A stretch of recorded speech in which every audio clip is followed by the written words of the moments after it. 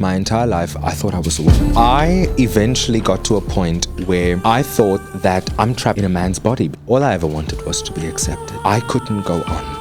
Well, I told God, it's either you encounter me or I end my life, because I didn't know how to be the queen anymore. My power became unstable. It didn't matter how many men I slept with. I had dealt with many pastors, many men of God, slept with them, even though it was hard.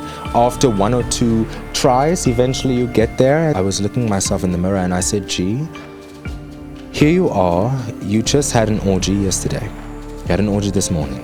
You've already slept with 2 other people. What are we doing?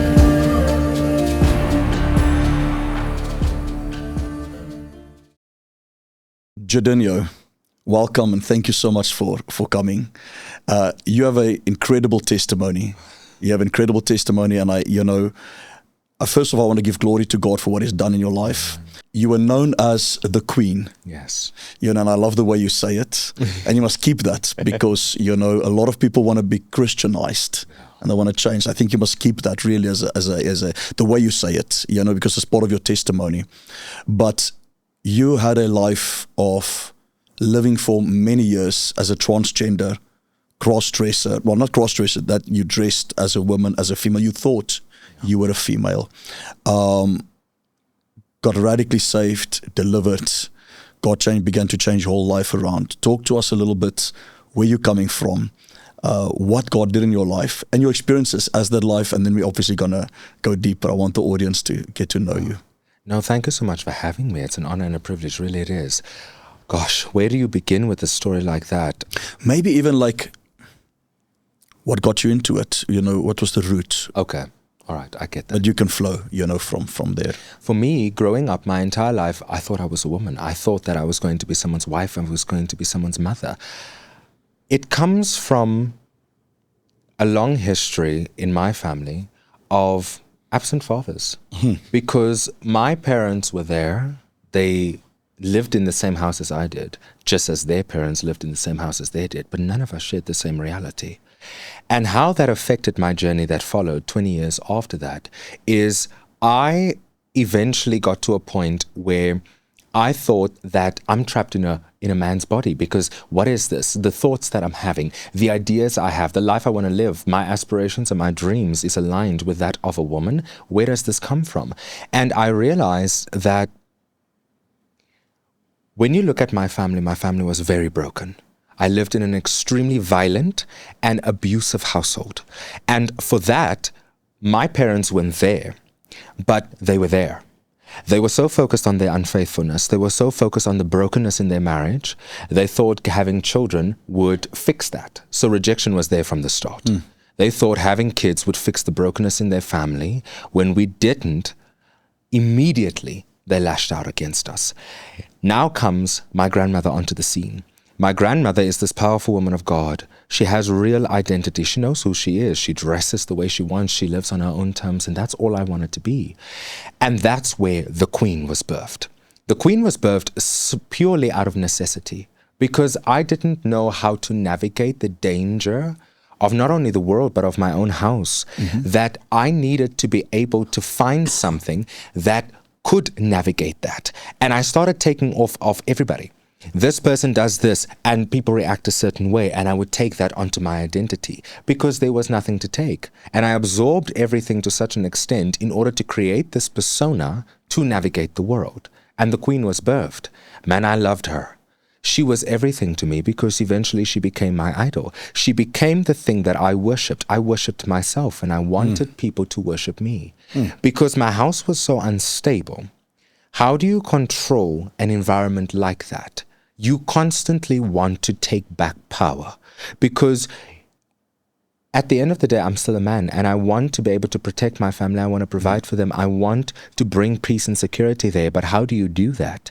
And for me, perversion came when I wanted to take what my grandmother had done in our household onto myself and to be that everywhere. And I took that identity in all parts of me. Eventually, I went out into the world. I started cross-dressing very slightly, wearing acrylic nails, playing around with makeup, doing this, doing that. And I started getting a lot of hate, but also a lot of acceptance in the LGBTQ community. And that's where my entire journey changed. When I felt acceptance, what I thought was adoption, in that world where it's okay to be that, it's okay to be safe, it's okay to be strange, it's okay to have a certain personality, suddenly I didn't want to leave that world. Because I go back home and my family is completely broken. I have dysfunction everywhere in all areas, whether it's finances, whether it's the love that my parents have for each other, whether it's the love they have towards us, dysfunction and chaos everywhere. And you go to a place where you are celebrated. People light up when they see you. They welcome you into their home. They don't feel like you are a burden to them and an addition to their already existing problems. That you are actually just this magnificent thing. That the world, is lucky to have you. And all of these things start coming. And that's how it starts. That acceptance, where they tell you, you are powerful, you are loved, you deserve to be here, you deserve to be loved and to love however you love. And suddenly that becomes your own thing. And then something twisted starts happening, where their brokenness becomes your brokenness, and you take what they have onto yourself. And suddenly you get hyped up in this community, and you go back home and you deal with your problems, and you want to numb pain. And suddenly you want a situation where you want to learn how to numb pain, but the only people you look up to numbs pain in a very specific way, through sex, through drugs, through abusing alcohol, through whatever the situation might be. And that then becomes how you deal with it, because it's all you know. There's no one at home to teach you better. So you go into that world, and these people are the only ones that you see. You look up to them because you look at their lives. You see that they have some money. They have their own apartment, they can live on their own terms and whatever, and you think that's everything, especially growing up in Cape Town, where I lived, in Atlantis, because with that, you see these people driving around with their fancy cars and whatever, and you aspire towards that. Now you go into a community that also has elements of that. They're on stage, they're drag queens, that's how they live their life on their own terms. They don't have to answer to anybody. You don't see the brokenness, but you see the cars they drive and the beautiful life they live. How extremely gorgeous and sexy they look, how they embrace who they are, and that it's okay to do that. And then you want that for yourself as well. All I ever wanted was to be accepted. I just wanted to be my unique, strange self, as we all are, because God created every one of us differently, with our quirks and our imperfections. But it was never celebrated anywhere else other than there. And that is why there I found my identity. Going through my teens, I experienced a lot more acceptance and a lot more power. My house was unstable, and I wanted to be powerful. I wanted to take back control of my life and the life that's around me. I wanted to reshape my reality. And so I did. The Queen not only became a name that I called myself, she became my entire existence. And for me, I took her everywhere with me. I went through my teens being mentored by transgender people, being mentored by people who are in drag and who live that life. And that obviously is what I was imparted. That's what I received. That's what I saw, and that's all I wanted to be, because they lived life on their own terms. They didn't have to go home and be scared. They didn't have to go home and answer to somebody else and be scared about what the retaliation would be because of what you did in a day. And I wanted to be that because they gave security. The LGBTQ world gave safety. They gave security, and that's all I wanted. But it was a false sense of security. It was never where I was supposed to be, because they themselves didn't feel secure in who they are. You see this world that they created and you make it your own. But when you make it your own, you start realizing that this is a mask, that it's actually immense amount of brokenness that you find in that world, and that brokenness becomes your own, because you try to navigate the world with a face and it becomes impossible. I got to a point where I felt like I couldn't go on, where I told God, it's either you encounter me or I end my life, because I didn't know how to be the queen anymore. My power became unstable. It didn't matter how many men I slept with. And at this time, I want to just make it clear for people, you were full on dressing female. makeup 24/7 almost. On hormone blockers. Are we on hormone blockers? I was. Wow. I was on my way to doing my sex change, because with that they tell you that there's a certain period in which you have to prepare. Yes. You have to, add a certain amount of estrogen into your body. You have to do certain things in order to do that. Your muscles has to be a certain way in order for you to grow breasts and in order for you to do all of that. So I was solidly on all of that every day. But it made me sick. My body reacted. My voice changed, but deep as my voice was, I constantly took more and more medication in order to inflect it higher. But that made me even more sick. I would go home being the queen the whole day, and suddenly I go home and I'm not well, because you take these things and you don't realize the effects it has on your body. Yeah. And now suddenly a common flu takes you 3-4 weeks to recover from, simply because you're dealing with this, because there's a bunch of crap that's running into your body, into your system, that's not normal. Your body doesn't know how to handle that, because the estrogen and the testosterone would constantly be fighting each other. Yes. The testosterone grows naturally, and now you put this estrogen in there, and the two things don't know what it's doing. And with that, solidly sleeping with makeup, I never wanted to not be the queen. I was wearing, my wigs, I was wearing my acrylic nails, I was wearing my makeup every day. You would never have seen me in flat shoes or without, me being in a full face of makeup, because for me, I felt that was my power. When I walked in there, you have RuPaul, who says, every time you bat an eyelash, you make a political statement. And I felt like that was everything that I ever wanted, to make that statement everywhere I went, because I was so angry at the world that I wanted to show the world that you won't break me, even though I knew I was extremely shattered inside. And with that, I was always on fire for God, but I could never figure out how these two things exist, because this agenda kept being pushed onto me, and I kept believing it, but I still encountered God. In worship, I would still feel him there, not necessarily his presence, but I would feel that this is the love of God. So why don't I experience it the way other people do? I would sing songs and not understand it. And that's where my hatred towards the Christian community started. Without me realizing, I progressed into the sex occult, where I was constantly just taught that there's a certain way in which you lean into people's animalistic tendencies and into their lust in order to take them out of their call, in order to take them out of their purpose, in order to prevent them from reaching what God has for them. Now, I wasn't taught God, but that's essentially what it was. Yes. Pursuing these men to be able to take them out, where it started off very subtly, as it always does.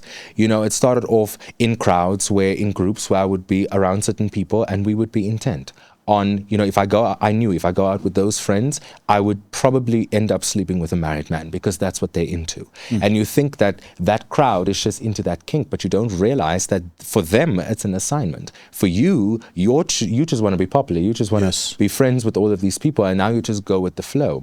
And eventually I started realizing that I myself was in this world being taught this, but it made me feel powerful. It made me feel in control, being able to go after these men, and though they consented, persecute them, abuse them, just completely demoralize them, to take back the power that I felt was taken away from me at my home. Because I went for people that resembled what my father represented in the household. These strong, powerful men who were alpha males, who were very strong, very robust, very muscular. And with that, I wanted to go and I wanted to attack that. Once my friends started realizing that that's what I'm into, it slowly started shifting from just sex to being an assignment, where we would intentionally pray about that and try to locate these people. What do you mean pray about it? So they would sit in circles and they would say, we're now going to pray and we're going to try to locate somebody. And then we would find certain people and they would get names and whatever. I never understood it. So before you go on, I just want to say, because people are watching up until here, that if you want to hear your whole testimony, we actually did a longer version that's fully focused your testimony, that they can go there. The video will be as a card up here, and they can watch the whole documentary after they watch this show. But I want you to carry on with what you were just saying now. You know, so it was like a satanic cult, yes, almost. Yeah. Were you praying to Satan? Were you just praying? Were you just remote viewing? Was it more New Age? Was it satanic in nature? Was it Luciferian? It was satanic in nature, because we would be sitting and blood would be shed, and they would tell me that they're now going to go into a room and they're going to do this thing, and they're going to slaughter a goat, or they're going to kill some sort of animal, and then they would come out and they would say, okay, we're going to go to this club. There's these people there. I want you to look out for someone who fits this description or that description. And then we would go, and I would find those people there. And I would obviously be impressed by this power that these people held. And having had dealt with an issue of power, I couldn't understand, why would someone not want this? And I started recruiting. Even though I didn't understand anything that was really happening, for me, I was like, this is how you regain control. This is how you reshape your reality. Yes. Because they introduced me to that world, and I couldn't understand, how can you go into a room and you come out and you give me a description, 2 weeks later you're telling me we're going to go to that event, we're going to go to this, and I would find those people there. And then obviously I would sleep with them, and the sex would be ethereal. It would be on another level without me. Spiritual to a degree. It was. But I didn't want to stop. The more and more I wanted, the more I got a taste of it, the more I wanted it. Up until the point where I realized that this is not what I want for myself. Because then I checked myself one day. I remember I was looking myself in the mirror and I said, gee, here you are. You just had an orgy yesterday. You had an orgy this morning. You've already slept with 2 other people. What are we doing? And I couldn't understand what had happened, because for me, I was just thirsting after this power. I was thirsting after this sensation that I would feel when I do that, and I couldn't understand what was happening. And then when I introspected and I looked at my life, I couldn't recognize myself.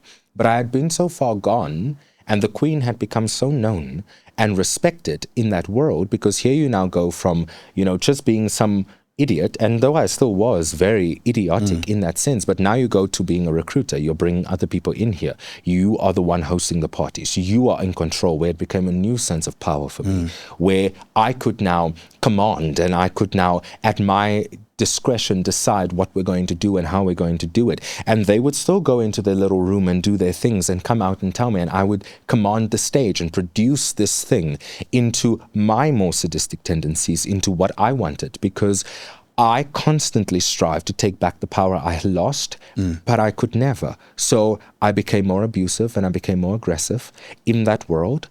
And because of that, they enjoyed it. I was celebrated for it, because here you come, these powerful men saying, they are a CFO at this company and a president at this one and a CEO and a board member. They have all of this money. They'll put 20K on the table. And I wanted that. Here I am, a nobody, going home to my extremely idiotic and mediocre life. But here I am in this world where I'm celebrated and I have power. And I get to tell you, who just put 20K on this table, that you need to do this and this and this to please me.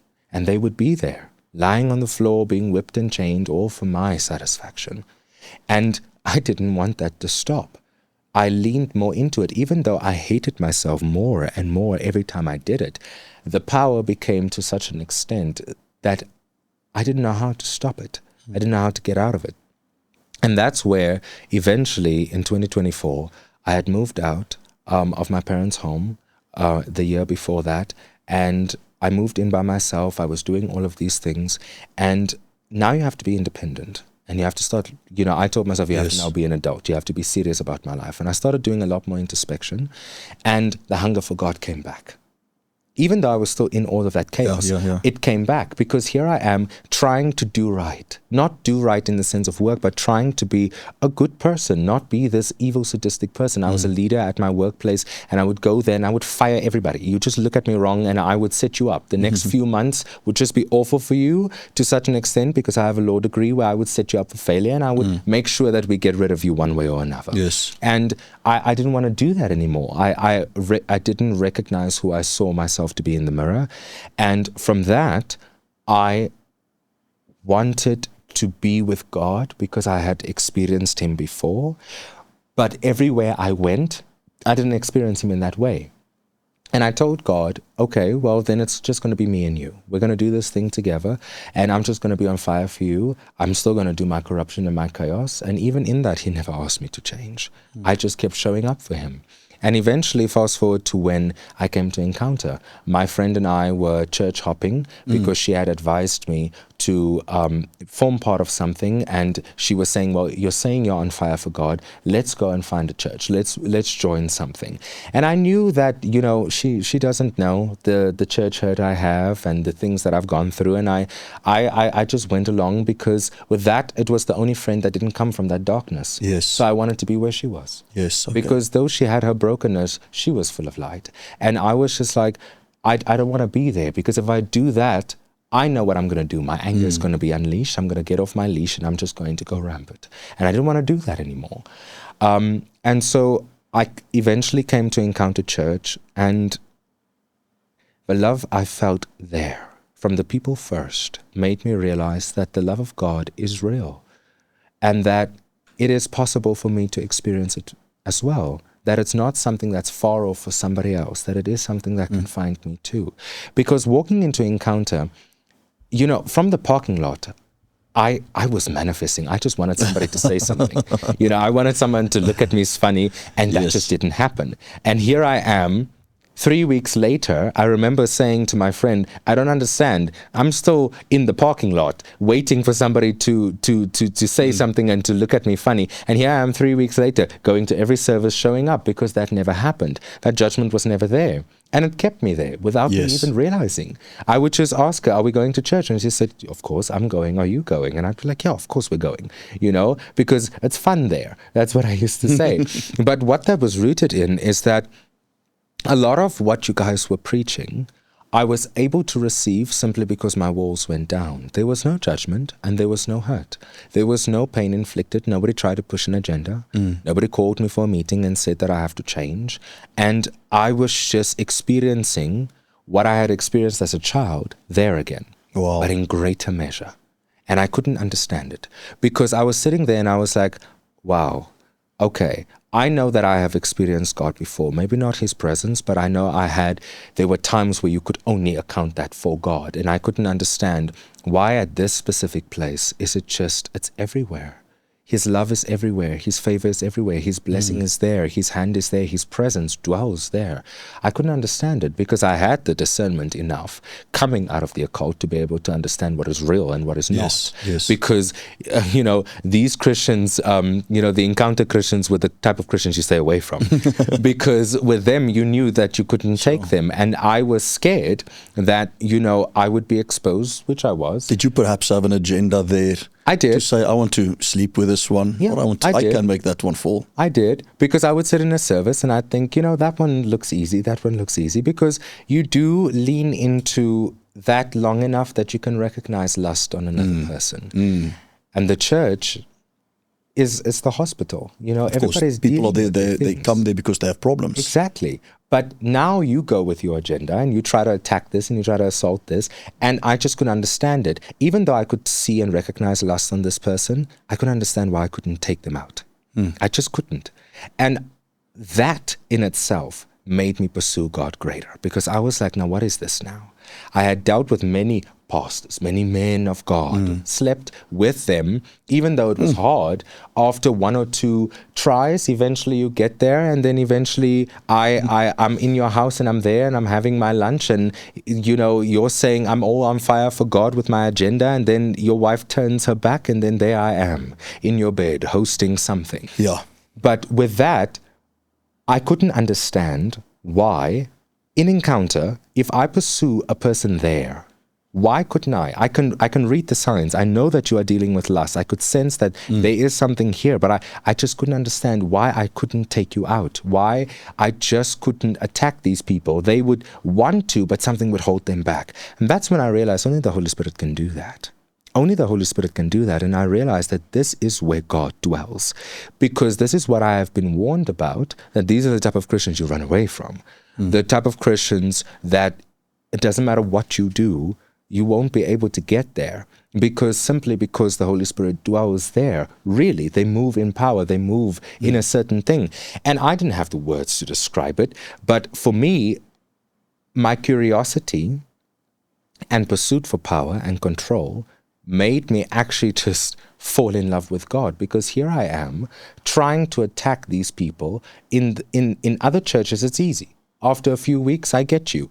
Now I come into a church like Encounter, and I'm constantly pursuing. I'm actively going for it, Yes. and nothing's happening. And then I had to ask myself, now, what is this actually? What is this actually? Because number one, I don't understand what the prophet is preaching. I don't understand anything that they're saying. So maybe go and educate yourself as an academic, sit down, and maybe just read. Maybe just test whether or not what he's saying is real, because you've been taught this one thing and you believe that for such a long time. But now it's not that somebody's teaching you something else. You're seeing the fruits of something else, where you realize this isn't happy clappy. This isn't a hype message. These people actually move in something that you cannot attack, that you cannot take out. Doesn't matter how hard you try. And I eventually wanted to just be there. I wanted to experience what they're experiencing, because then that hunger and thirst for God came back, that I had experienced at 9 years old, at 12 years old, at 15 years old, where constantly I would experience it and something would take me out. And here I am, finally in a place where I can sit and I can actually experience him, and it's okay. It's okay for me to fall apart with all of my mess, and God would just be there to hold me together, where I'm not only under the right word, but there's something real here. There's something that I had never experienced before with any other Christian. And it's not just the fact that Encounter Church and the people there didn't judge me. They also carried God in their brokenness. That I couldn't get. And the pursuit of understanding that concept eventually led me to nothing you can do can take you out of the will of God. Come on. It doesn't matter what you do. It doesn't matter how far you run. He'll always be there. It doesn't matter. He'll meet you where you are. The Bible says, come as you are. He'll meet you where you are. He'll meet you in your mess. He'll meet you in your brokenness. In fact, that is where he is. God meets you. Yeah, that's where he's best. That's where he's best. And I wanted to test him in it. And I slowly started bringing other people. Here I am, used to recruit people for the satanic. And here I am bringing other people, because I refuse to let the queen go. So I was like, I can test it with other people, but I refuse to test it with me. And I brought Hindus, I brought this, I brought that. And these people were just transformed, just changed. After 2 weeks being in the church, and I couldn't understand it. And that's when I realized, okay, there's something here that I need to pursue more actively. And that is where I decided to commit to being there. Not commit to not being the queen, but commit to showing up to church every week, to every prayer session, to every e-group. I was there all the time. It doesn't matter if I wasn't invited. I was showing up because I wanted to pursue this. And thing. here you were still dressed. Still cross-dressed. And makeup. Everything. Yeah, I'm on a hike with a full face of makeup, 10 o'clock in the morning, and these people are just looking at me and going, okay, you're going to do that in lashes and makeup? That's okay. It's fine, but not out of a point of judgment. They're just going like, okay, I wouldn't wear a full face of makeup to go and hike, for 5 kilometers. But, I was still dressed as that. I was still in my mess. I was still doing my mess. I was still sleeping with everybody, but I was also showing up for church. And I couldn't understand, how could God want to be there for me? Many months went by where the ministry team, the pastoral team, where you, the guests that you brought, all of you just kept preaching that God wants to be where you are. He just wants a surrendered life, that nothing you can do can take you out of the will of God. It doesn't matter what your sin is. He doesn't see your sin. He doesn't see any of that. He just sees you. You are predestined in his purpose, that his assignment, his calling will always be on your life. It doesn't matter how far you try to run from it. Pillar after pillar, revelation after revelation, the pins just dropped for me. Up until the point where I finally realized that even though I've been rejected my entire life, God would never reject me. That's the one thing I can stand on. And that I placed my faith in. And the minute I placed my faith in that, God became real to me, where I knew I could run as far as I want to. He'll run with me. He'll leave the 99 just for me. And when that revelation hit, you preached that morning, that's where I experienced his grace for the first time. And I realized I don't want to go back. I want to dwell there. I want to stay there forever. I don't ever not want to experience that. But here you have a conundrum, because here the queen exists. And now the queen is a face in itself, because you have to go back to that world. Everybody's expecting you to do certain things, and you have to be fake with your salvation. You have to be fake with, that you haven't encountered God. And I had to create a new face. And I just couldn't. I told God, I don't want to create another face. I don't want to pretend that I'm not in love with you. I don't want to pretend that I don't love you. I don't want to pretend that you don't matter to me. I don't want to pretend that I want to commit atrocities willingly against your people. I don't want to pretend to do that anymore. Fast forward to a point that they'll see in the testimony as well, where that morning I decided, you know what? I'm going to test God in this thing. And I'm going to hold him to his word, that if he says that's who he sees me to be, that I believe it. And I couldn't see it anywhere, because here I am still, it's normal for me to wake up 3 a.m. in the morning to do a full skincare routine and do my makeup and whatever, but I wanted to be different. I wanted to change. That is a lot of the times the one thing that a lot of people don't do. A lot of people that I've found, whether it's Christians, non-believers, believers, they don't want to commit to God. They don't want to truly surrender. They don't make the choice to really say, yes, I'm on fire for God, but I'm also willing to not put in the work, but willing to be there with him, be obedient to him, and surrender to his Holy Spirit. You had laid hands on me to receive the Holy Spirit. I started speaking in tongues, and I never wanted to stop. Did I lay hands on you? Yes, you did. I don't remember any of this. I don't remember it. Okay. You did. I prayed in tongues for like 2 minutes, and then the next Saturday we had prayer watch, and I prayed for 2 hours. Sure. Because I practiced it that entire week. Yes. Because I honestly always believed praying in tongues was for God's special people. Sure. Which we are. Yes. But I believed it's only for elite Christians, because not all Christians can do that. Other people make noises, Yes. but they don't move in power. And here I am, and I experienced this thing where I realized it's not my power, it's his power. But that's greater. It gave me rest, that I didn't have to lean on my own understanding, where faith became my biggest stress reliever, where I could just say, you know what, God, I don't know how to do this. You do it. I'm just going to give it over to you. And it took months of being under the word for me to test him in all things, up until the point where I tested him with my life. Where I said, you know what, I've now tested you with my anger. I've tested you with my lust. I've tested you with this. Let me give you my life. Let me give you the queen. And that was not easy, because I had experienced the love of God to such an extent that I didn't want to not be with him. And I honestly thought when I prayed that prayer that here the angel of the Lord is not going to come and this big voice is going to say, change who you are and be something else. And he just went still. He went quiet. But in that quiet, I found peace, because here I am begging God, show me something else. I'm trusting you with this thing. It's the last thing that doesn't align with who you say I am. And now you choose to say nothing, And with that, days went by where I struggled with this thing, where I couldn't understand, why is God not answering me? But what I didn't realize is, number one, he had already answered me, because he already seen me in the finished work that I was. Yes. And number two, I was trying to work it. I was trying to work this thing. In him not saying anything was him just saying, it's already done. It's finished. Just do it. Just be G, just be boy G, just be whoever it is that you are, because I'm going to love you either way. And in that, by me just letting it go, not just having the faith, but just trusting that he's just going to do it, that even though I'm not hearing anything, that he'll just do it, that if he did it for other people, he'll do it for me. And then it just happened. It just happened where he just showed up for me where I didn't want to go back. Everything, there was a point where the deliverance of the queen had started without me realizing. God had just touched me without me trying to work it, without me trying to figure it out. I was sitting in my house and my makeup just started burning. And this was after church service? After a church service, Yes. after an AM service, simply because I was talking about my encounters with God.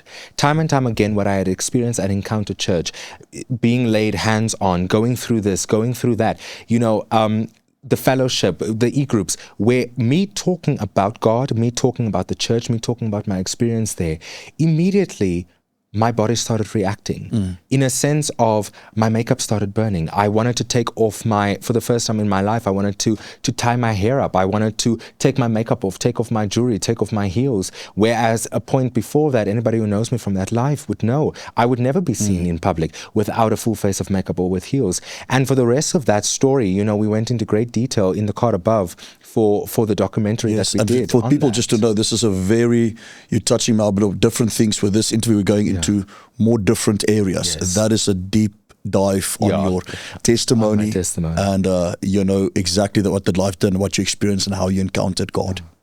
But moving on from that, I mean, the deliverance started there.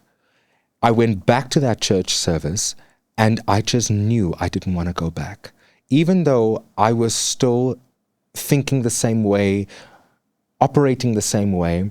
I chose to ask my friend, let's see if we can put together an outfit. Let me go into the world. And I said to her, you know what, I don't want to go back to that life. And I didn't. And from there, I eventually asked my pastors, can I please go through the deliverance process? They came to me beforehand, many times saying, this is what we want to do. And I told them, you know what, I think I'm finally ready. What is this deliverance thing?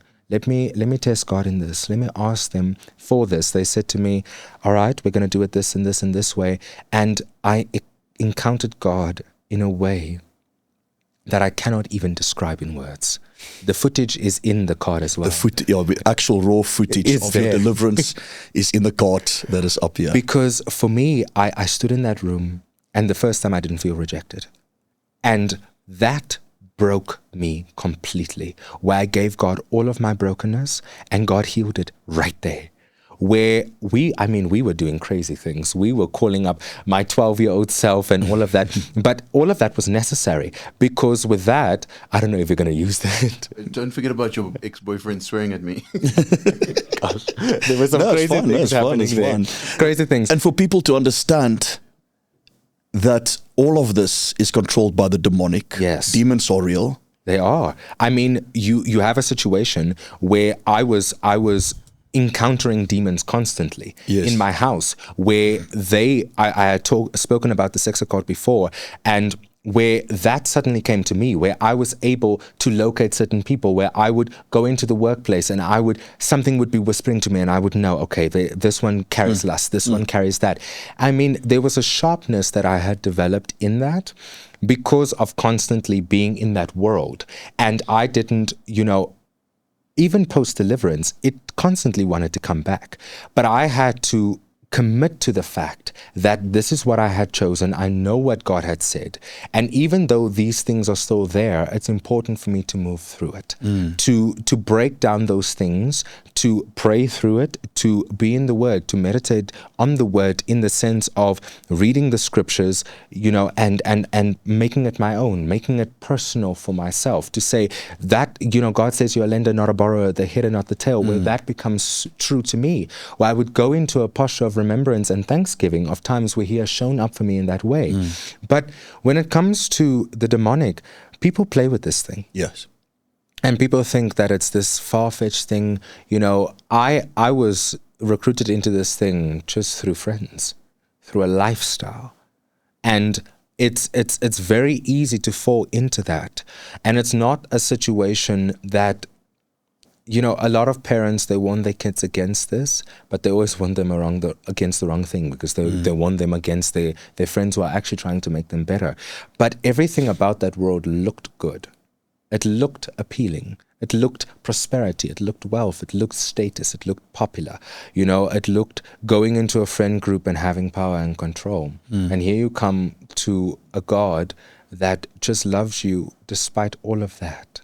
And I could not process that. I could not process that despite all of the atrocities I had committed against God's people. Here He is still showing up for me, still choosing to want to be in my life, to call me out of hell, to recall my soul from wherever it is that I was, from the covenants I had made, the contracts I had made, the things that I had done with the demonic, and still saying, you know what, I'm still going to let my Holy Spirit rest on that broken person, because that person is surrendered.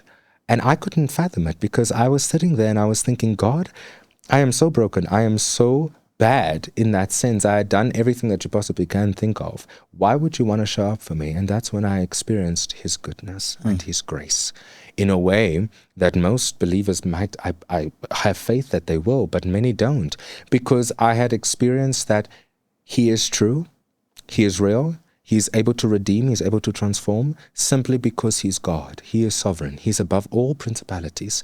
Doesn't matter who you are, doesn't matter what you've done, it doesn't matter where you come from, he will show up and he'll be able to transform that life. I've done many things. God only knows I have an extreme past. But I'm so thankful that he has made me a new creation, because in that I can rest and trust that I don't have to have a face anymore. I don't have to pretend anymore. I can just be who God called me to be. And that's my true self. And your true self comes naturally to you. Come on. It's not something you have to work. It's not something you have to work out or figure out or try to do or convince yourself into becoming. It's something that's just there, and he'll just rest on that. And that is powerful, because that's what the demonic never could do. The demons constantly, they pushed me to want to do more. Was always do more, do more. You haven't done enough. That's why you feel depressed, because you haven't done enough. You haven't done this. And here comes God, and he's just easy. He just puts me in his hand, holds me there, and just, I can rest in his sovereignty, that he'll just handle it. He'll just handle it. A lot of the times people ask me, why do I refer to him as sovereign? That's the first revelation that ever came to me. Because he's above all principalities. He's above all. When we say that he's King of Kings, he's King first. Doesn't matter who the principalities of hell think they are, he's king first. Yes. It doesn't matter who you are, what you've done, he's king. So with that, he will remain sovereign. He'll take out those principalities simply because he's God, and he'll do it effortlessly. You don't have to slaughter a goat to do that. You don't have to beg for something to do it. He's just peaceful and constantly in a posture of rest. And I wanted to rest because the queen was hard. I mean, wearing 6-inch stilettos every day, that's hard. That's hard. So at least with that, I know I joke about it, but it gave me rest, because I mean, just from a time perspective, I mean, here I am, I could actually sleep till 6 o'clock in the morning. It's tormenting. I mean. It is tormenting, because you constantly feel like you have to be perfect, and you have to work for that. Yes. You have to put on that face. If you don't do your makeup that way, my entire day would be ruined, because I would feel worthless. Somebody would look at me funny, and they might just be looking at something behind you or whatever, and I would feel completely shattered because my identity was in the way I looked. Come on. How hard and bitter that life is, because you live that and you become so cruel towards the world because of the hatred that you have towards yourself. You define it as self-love. You define it as you love yourself. This is how you were made. But you know deep down that's not what you want for yourself, because keeping that up is impossible. Of course. Especially if you don't have God, because with God you have rest. Yes. In all other things you have chaos, and you have to work, and you have to pretend, and you have to strive towards it in order for it to become real. Wherein with God, he just does it because he is that good. He just is that great. So I'd felt the love of God before, because every time I wanted to kill myself, there was always something that held back. And I could never understand that. And I would always still, even in all of that chaos, when I decided to stay here, I would have peace, even if it was just for a moment. And I would constantly, that's why I always said every 5 to 7 years, I would become on fire for God, because I started out on fire for God at 9 years old, evangelizing on radio, and then it just went sideways. But for me, I just could never reconcile with, what are these thoughts? The love of God is there, but here's also the queen. So how do these two things, and that's where more depression comes and more suicide and whatever. So I had experienced it many times. I mean, as the queen, I sang worship music because I always loved doing that. You drag? You say queen? I was in drag with that, but it was difficult for me to then still go back and then read scriptures, because I never read the Bible, and I never understood it in context. I know, Pastor David, a lot of this is so good and we're not even recording it. I'm recording it. I'm sorry. But yeah, for me, I experienced him in that way. I knew that the love was there, but I just couldn't reconcile with who he said I was and who I said I was. So for me, that was difficult. And then when I came to Encounter, I experienced his presence. Well, I knew, but it wasn't me experiencing it. I was like, people are falling under the presence. Look at these people. I remember going into the church every week and thinking, these people keep coming back. I would never stay at a church. I take offense with the preacher and I move on to the next one. These people kept coming back. That was shocking to me, because I saw these people be committed and be focused on God and be focused on actively pursuing him. And that's where his presence just fell, because I then wanted to pursue that too. Yes. But yes, when it comes to his glory, when it comes to his presence, his manifest presence, for myself, I had experienced it by myself before in other places, but never the way I did when I came to Encounter. And it's also the first time you were baptized in the Holy Spirit? Yes. Okay. Yes, it was. It was. Okay. That happened December. That's not even that long ago. Was that before your deliverance? Yes, it was. Wow. It was. Okay. That's good, always before deliverance. And what antagonized you? What in me antagonized you? Was it purely the word? Was it? No. Was it? Did you not like the freedom? Did you? I don't know. Did you? Was I religious? Was there something we did? I like to hear. And the other thing I wanted to ask: did I lay hands on you while you were cross-dressed? Yes. Did I? You did. Okay. Many times. I kept falling. There's so many pictures of it. That's true. Or every time, like there's a lot of pictures because they just kept taking pictures of it. But yeah, this is a good one. Let's get this one. But back on your first question, what antagonized me is that you were a kind-hearted person, and I just could not understand that, because you laid hands. You came up to me. We didn't have a conversation, but you didn't send your pastors to put me out. Every other church felt that way, where I would see this preacher look at me from the pulpit and I would know, oh, it's coming. I've been here now for 2-3 weeks. I'm about to have a coffee. I'm about to have a conference call. Somebody's about to call me in, and that just never happened. Yes. I could not deal with the fact, especially when it comes to you, that you didn't see any of that. It bothered me that I wanted to be angry at you and you never gave me the opportunity to, because there was never something that I could point to. Oh yes, you see, he did it. I've been waiting for this. I constantly was waiting for you to mess up or to say something. Even when you spoke against homosexuality, yes, I wanted to be angry, but I knew what you were saying was true. Yes, I knew what you were saying was truth, and that it was what I had felt in myself, but I secretly could never accept. And that made me hate it more, because I knew what you were saying was real. And then I experienced what you carried. And the first time I fell under that, I don't know what you call that. I guess it's a mantle. Fell under the power. Yeah. And I was like, this is real. I had never experienced that. A true gift, a true prophet of God. Didn't I prophesy over you? You did. Did I? Okay. You did twice. Twice? Yeah. I didn't know I did twice. Okay, I only remember once. One at a conference, and then there was another Sunday. Wow. But even that. Did I say that you'll be an evangelist? Yes, you did. Okay. You did. With that and other things, you said other things as well. But it was also before the deliverance. Yes, it was, because I was still...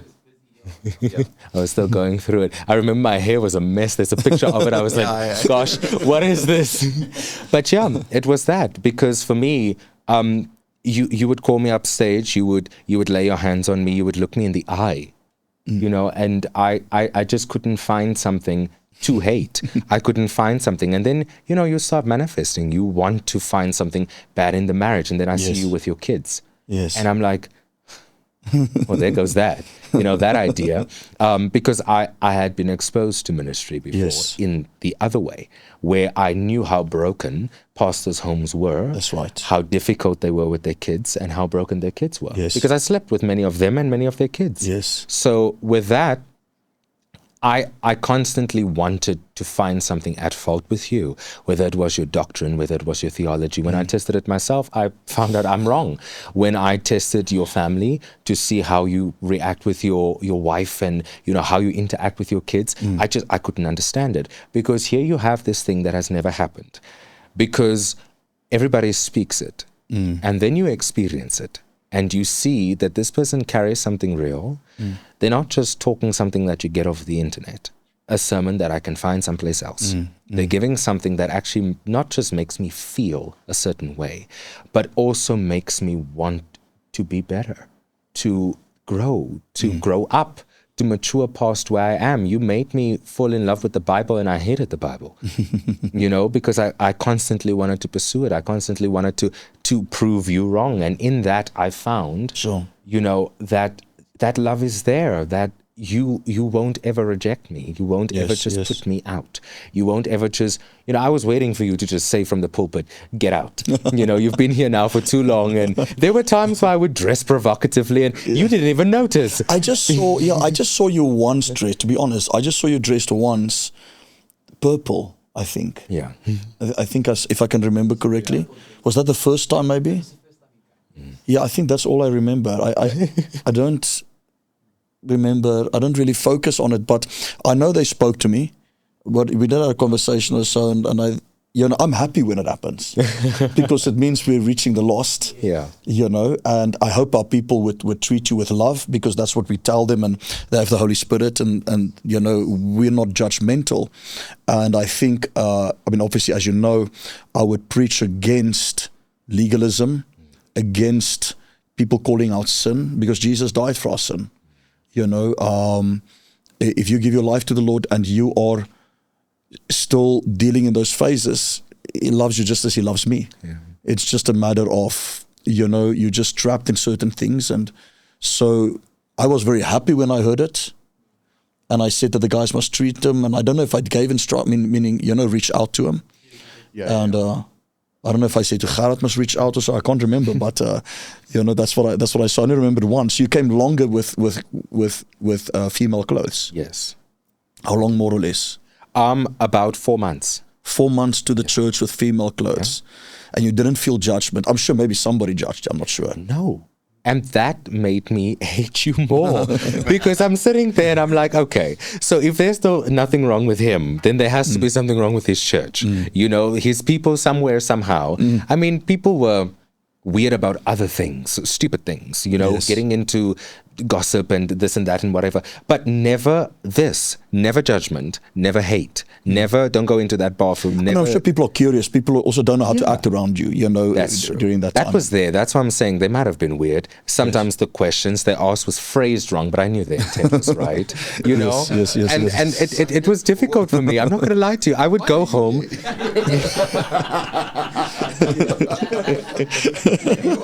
Gosh.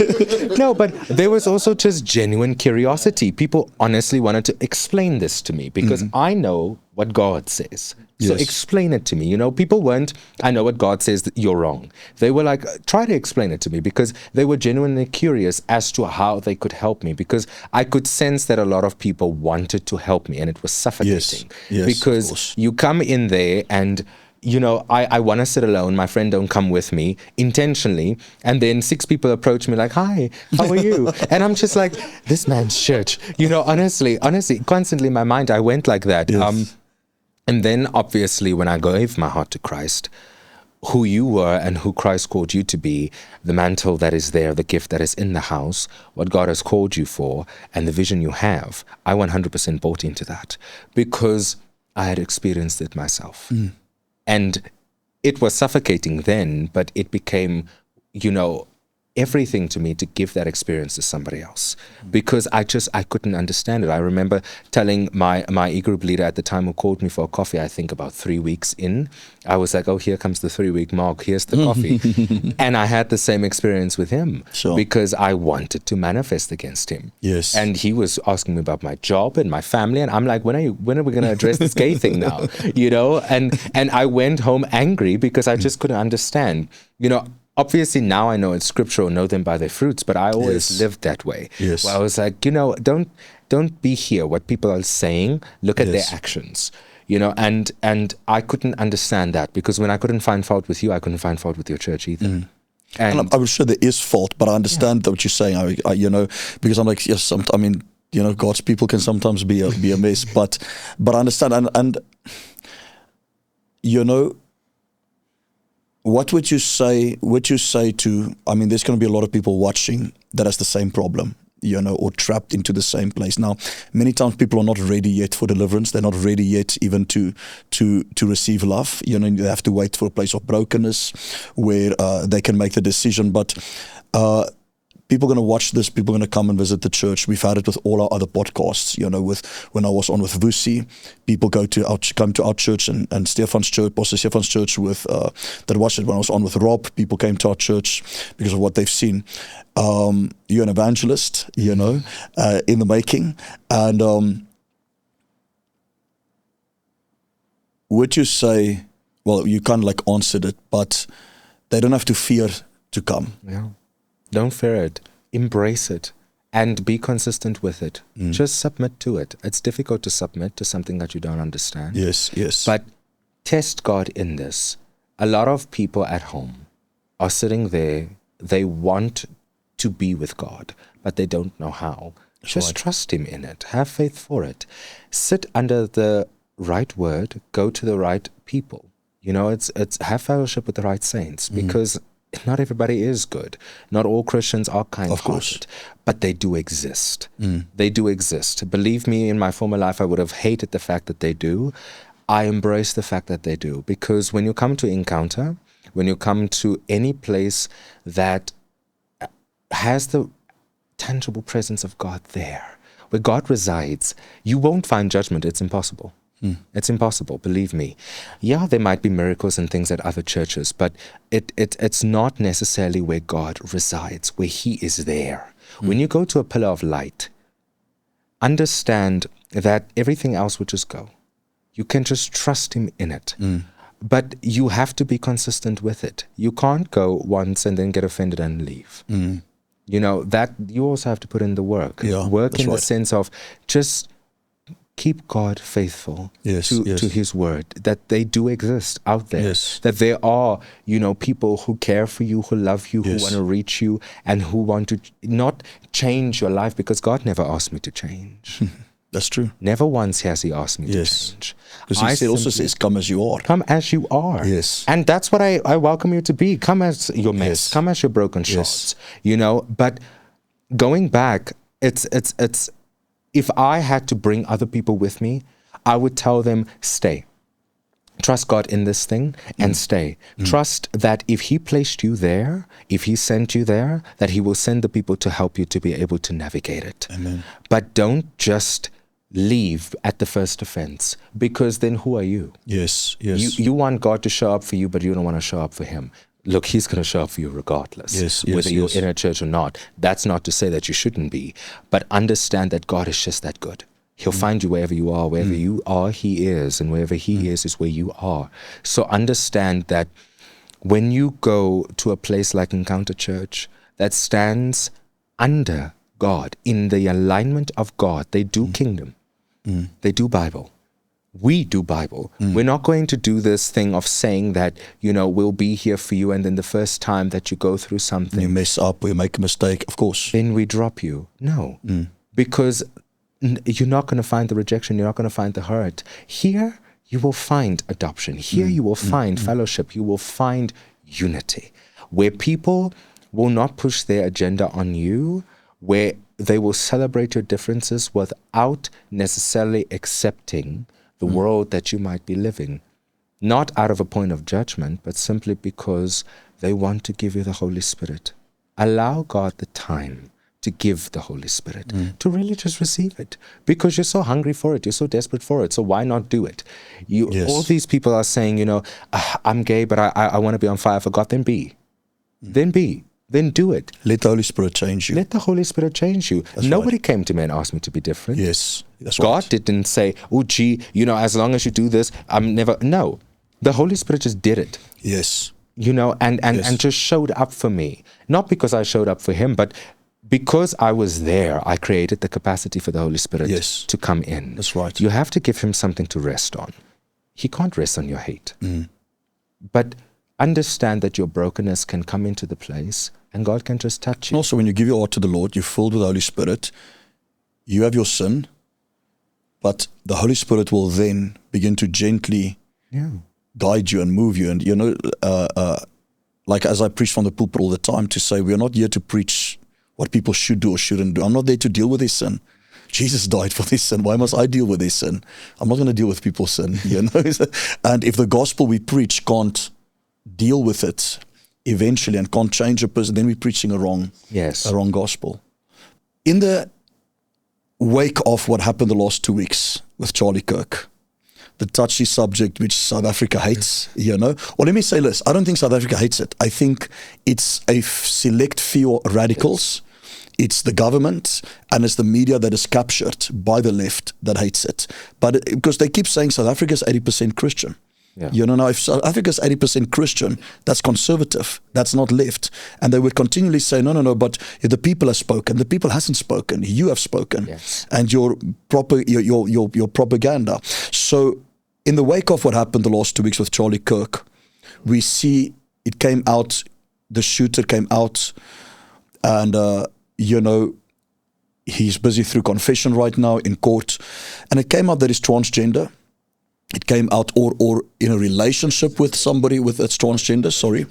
And a lot of the messages came out, and it was proved that he was influenced by certain by certain extreme ideologies. He began to be influenced by certain extreme ideologies.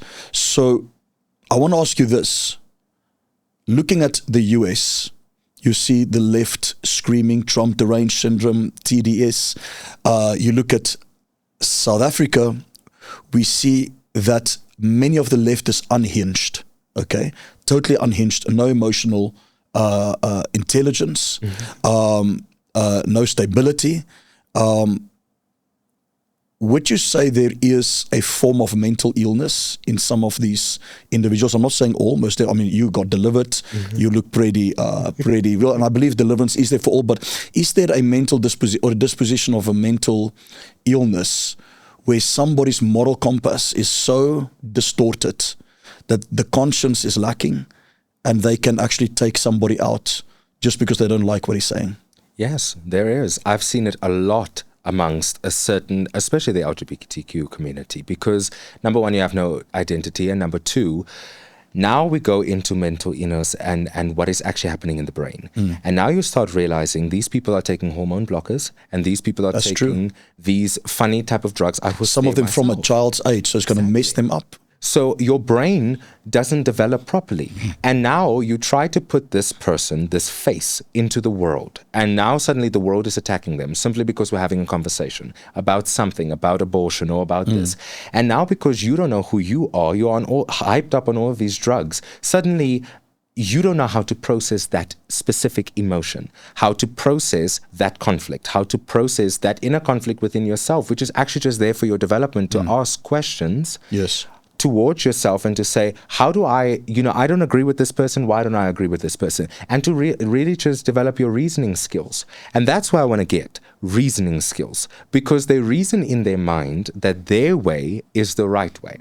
And they can't see any other way other than that. Where is that stemmed from? Yes. Somewhere along the line, that person needs to, number one, get help, ask for help, and the right people need to help them. But when you go back to where it exists from, it's about a specific type of person struggling to comprehend that the world doesn't exist the way they exist.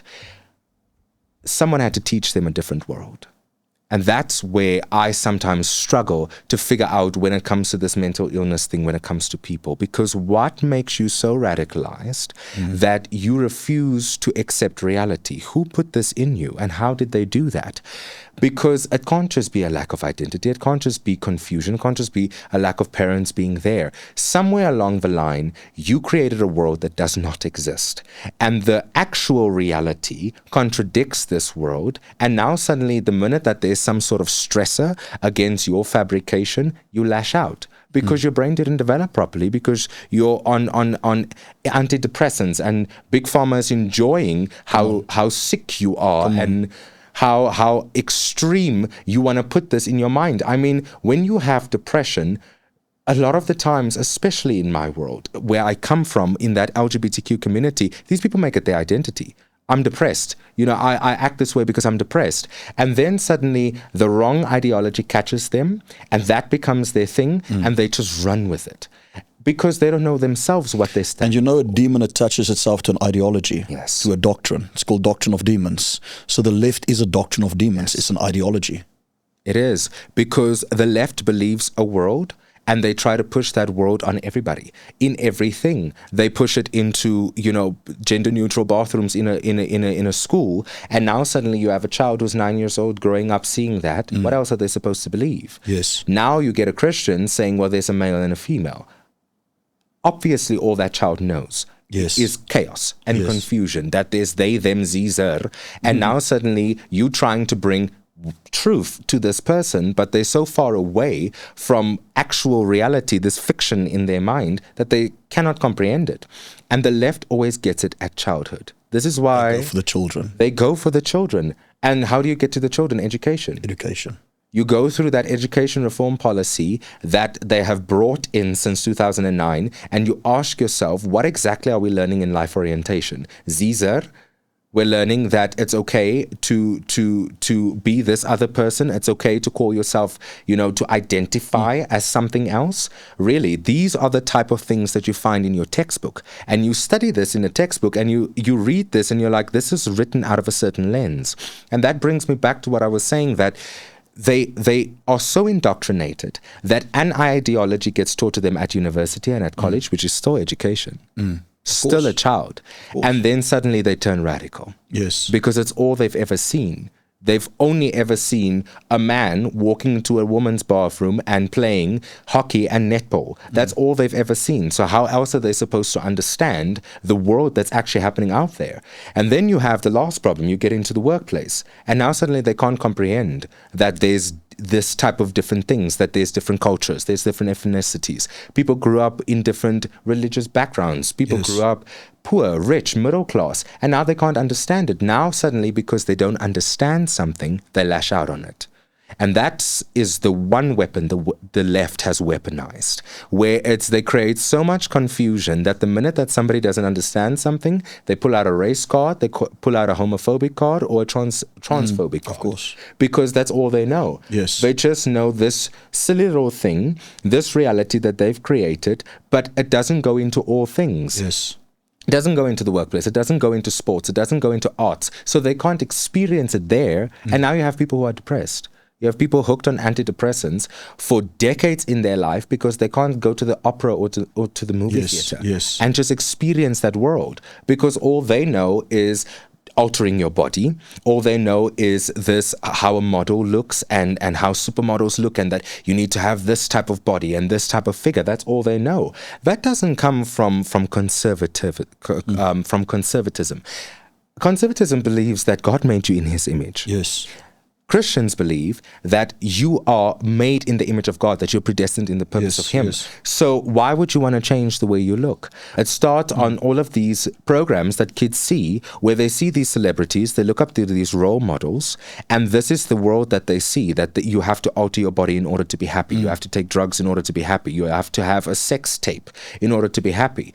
You go into, I've been working now with you guys for a period in the schools, and you speak to these students and they say, well, I'm just going to start an OnlyFans. Where does that come from?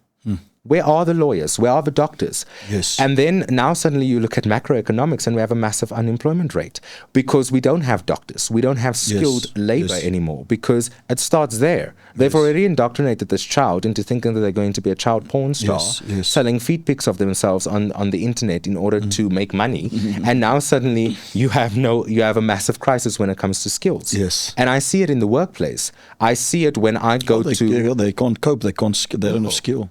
You have conflict. Your boss just says, fix this paragraph in your report, and suddenly they're lashing out. Their mental health is affected. Now suddenly they need to change jobs. And now we have a situation where you have these sissies in a generation of kids trying to be men and women, but they don't know how, because men have forgotten how to be men and women have forgotten how to be women.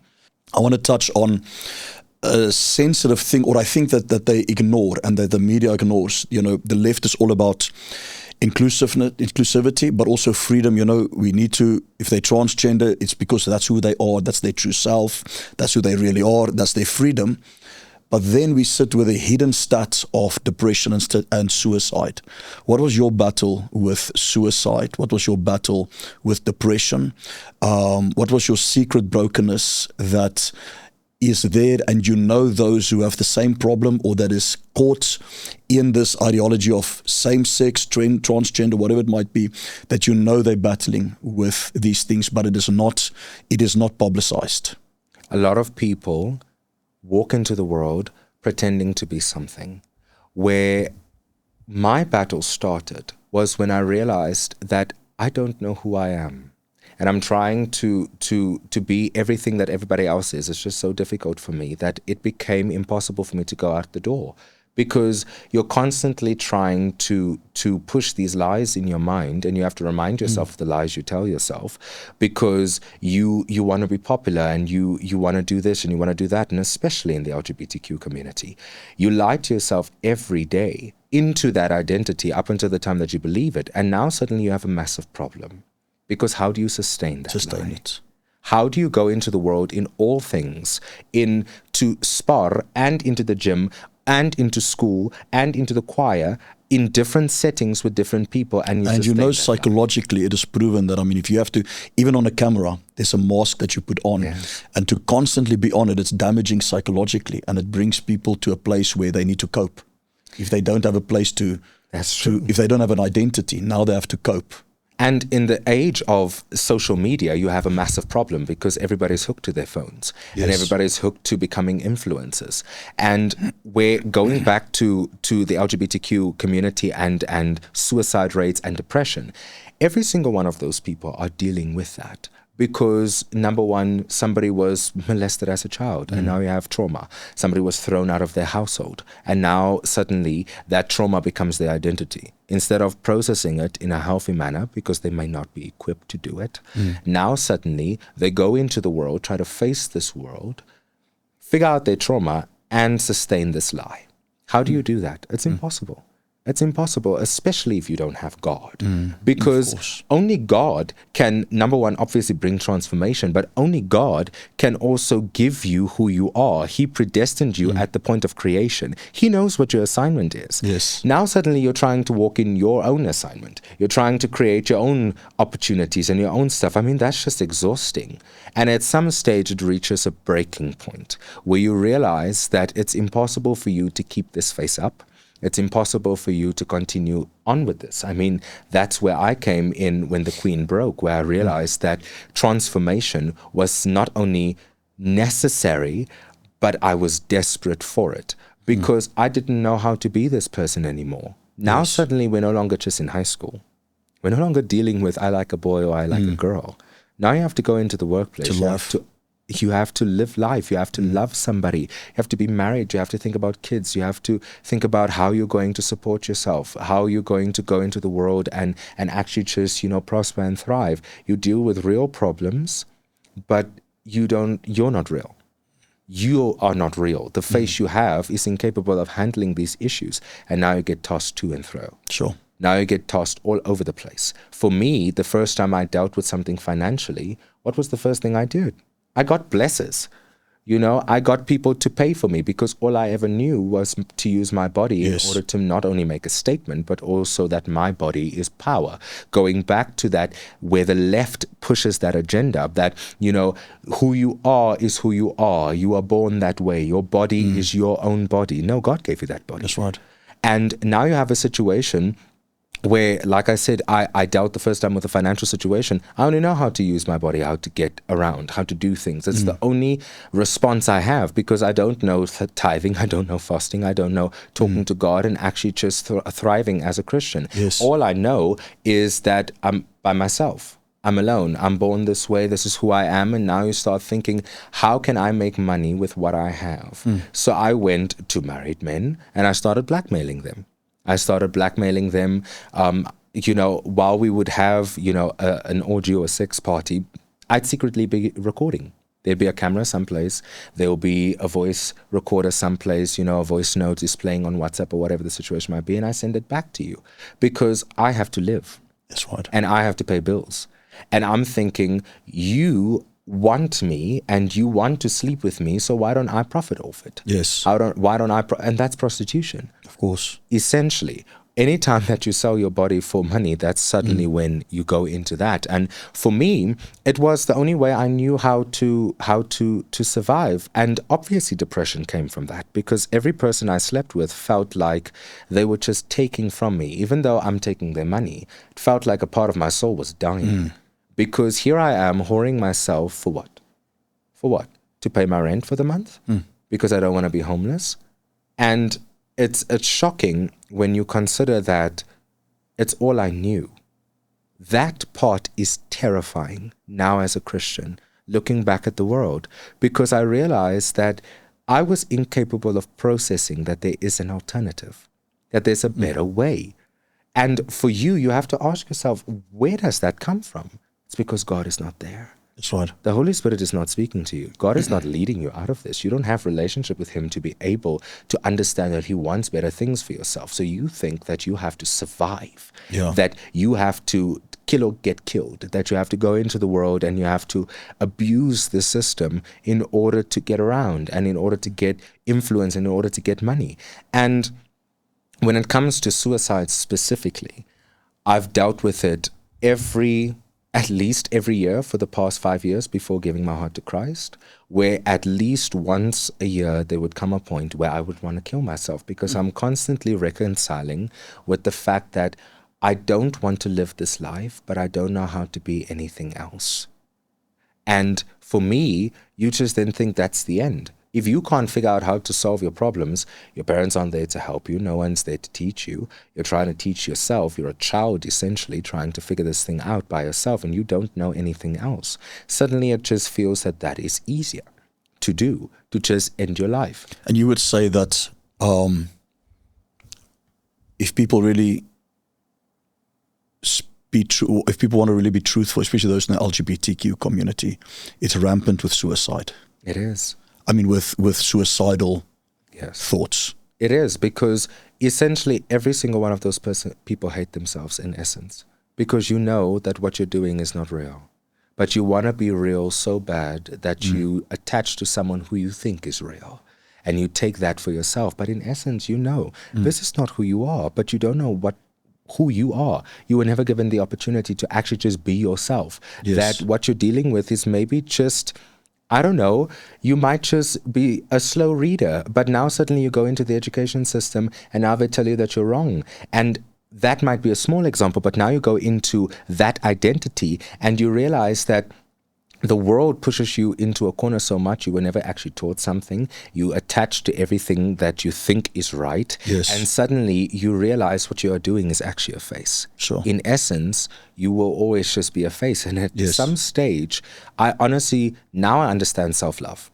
But at some stage, I honestly felt like self-love was the biggest cruelty to myself, because I was incapable of loving myself. That the fact that some people were able to love themselves made me want to kill myself, because I'm sitting there, well, why can you experience it and I can't? And every single one of those people will say, this is me, I love myself and whatever, but they don't. Because you're a transgender, but you know that you have a certain body part. That's never going to change. Whether you do a sex change or not, that will always be there. So at some stage, when the lights are dim and you get off the stage, you have to go to bed with your own thoughts and you have to deal with that. So every single one of them, I'd be as radical to say, is dealing with that. Absolutely. Because what else do they know? And for the government to hear, and they will hear this, you are killing people, destroying lives by pushing this ideology of so-called inclusivity, tolerance, freedom, so-called freedom. Because when the rubber really gets, or when what do you say it? When the rubber really hits the road, it's like there's no more tolerance. Then it is screaming racism or it's shooting someone. And I think they made a study in America that most of your mass shootings, school shootings, is transgender. Yes. So what drives a person to that? Was there ever or if you now saw over the last 2 weeks with what happened to Charlie Kirk, have you had thoughts going through to you, or to think, okay, but what pushes somebody that's transgender or listening to those type of ideologies, that what pushes them to that point of completely, possibly demon-possessed, well, definitely demon-possessed, out of touch of reality, and they can take someone's life or many kids' lives, obviously it's because of the pain they are in, and it's just a complete deception. But what pushes them to that point? And is there a possibility that if somebody is in this world of the LGBTQ community, transgenderism, they've never received true love, they've never received true identity from a father, that their mind can push to a place of deception because it's so deceived by the ideologies that there's no more moral compass, there's no more right or wrong, or what is right is, or what is evil is good, and what is good is evil, that they can make decisions like that? Or is it a full-on is it pushed to a mental ascent where it is just a mental illness? Hate is an extremely powerful thing. When you hate yourself, you hate the whole world, because why can they be happy? Now you have this powerful man of God who advocated for so many wonderful things. I'm not necessarily supporting the man, but he stood for something at least. Whether it's right or not is besides the point.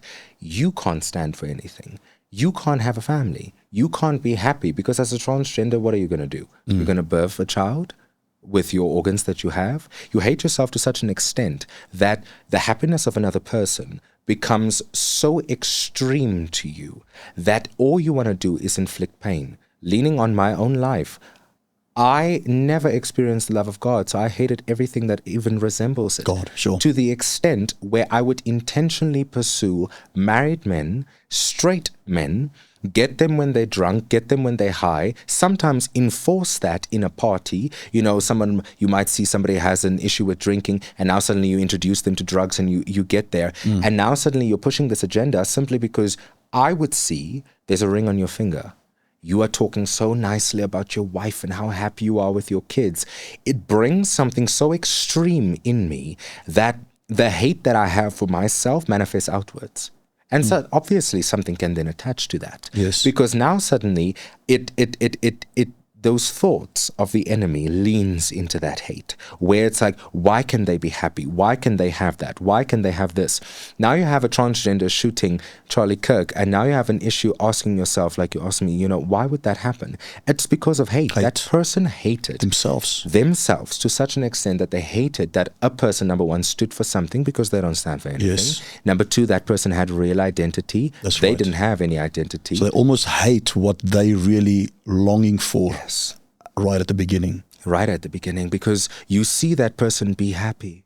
You see that person, live this life and go out there and don't want to go home and end their lives. Yes. We've spoken, about suicide and how that's evident in the LGBTQ community. I mean, if you go home and you constantly think about ways to kill yourself, and you go out there and you see this person be happy, what would not make you want to just shoot them? That's how I saw the world for 21 years, where I would be like, what makes you deserve happiness if I don't? Because obviously I couldn't process the reality that was around me, because I had no identity. I didn't know who I was. I didn't know who God called me to be.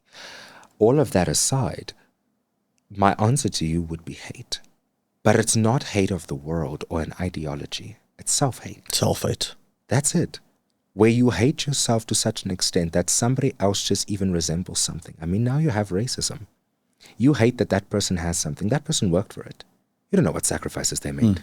You don't know what they've done to get there. You don't know who the people were who came before them that gave them that life. Yes. Yes, they might be a little bit arrogant and entitled. We all deal with these types of things. Yes. But at the end of the day, you are not deserving to anything. You have to make it. God gave you the ability to create on your own, to create wealth, to prosper.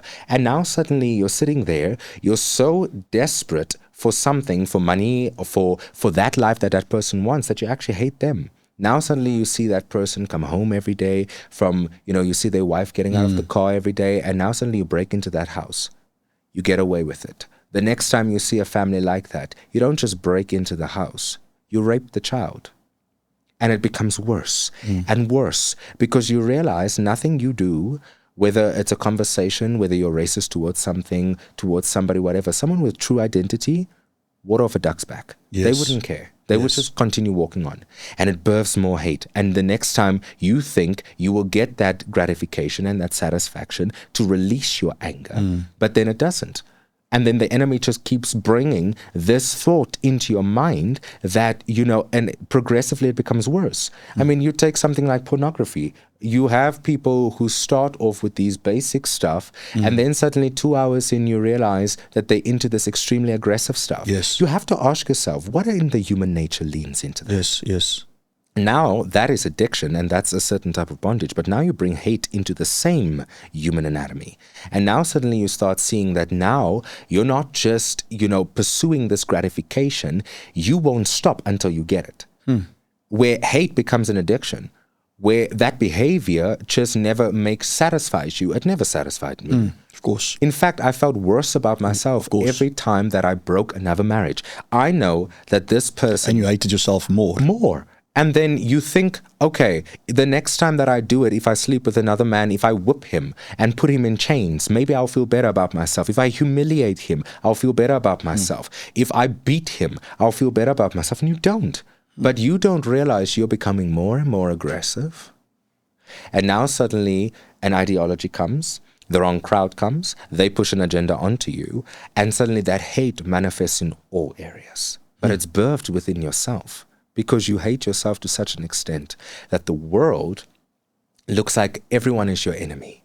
That you walk into a room, everybody's talking about you. Somebody's just making a joke in a corner someplace, laughing about something, and now suddenly that affects you to such an extent where you walk up to that person and you beat them up.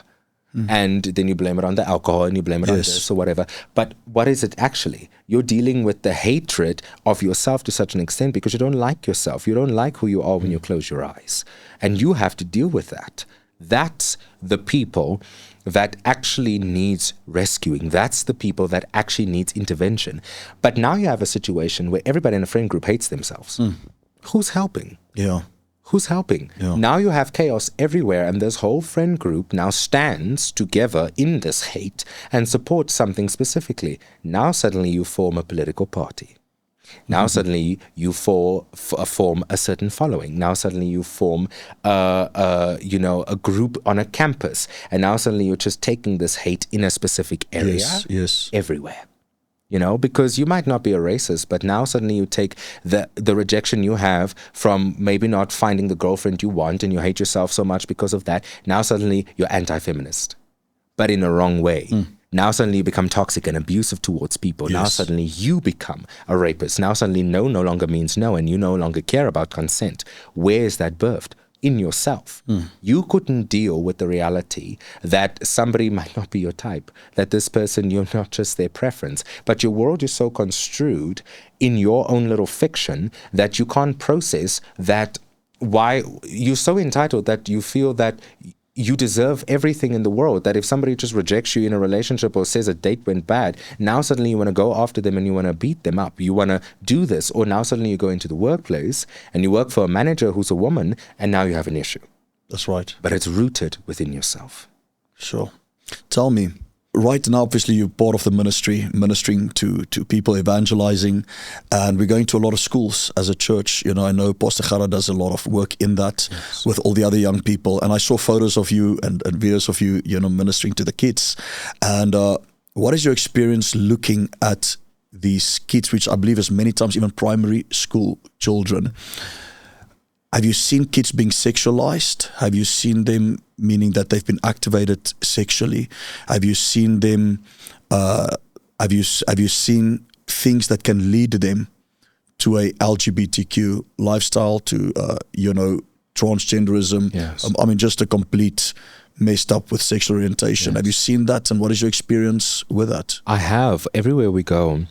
At least, and we go to many schools. We go to many schools, thousands of students. At least 3 out of 10, I would say, because I counted. I counted when I sat down, because I'm big on these type of things, would deal with this, where they are overly sexualized, they're exposed to pornography at a very young age. At the age of 9, 12 years old, where people would be telling me that this is what they're dealing with, because their friends do it. And their friends see it someplace else. And you have this social media where you have half-naked women on TikTok and whatever. That's all they see all the time. You see music videos, rap videos, and it's just, this is what the people is putting out there.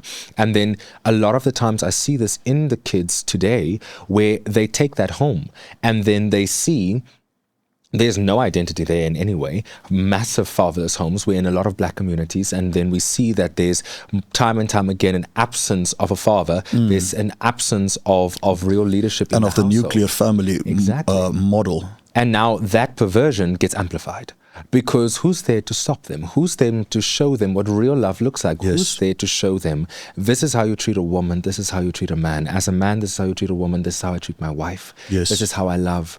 And now suddenly, because of this perversion that's everywhere, kids start struggling.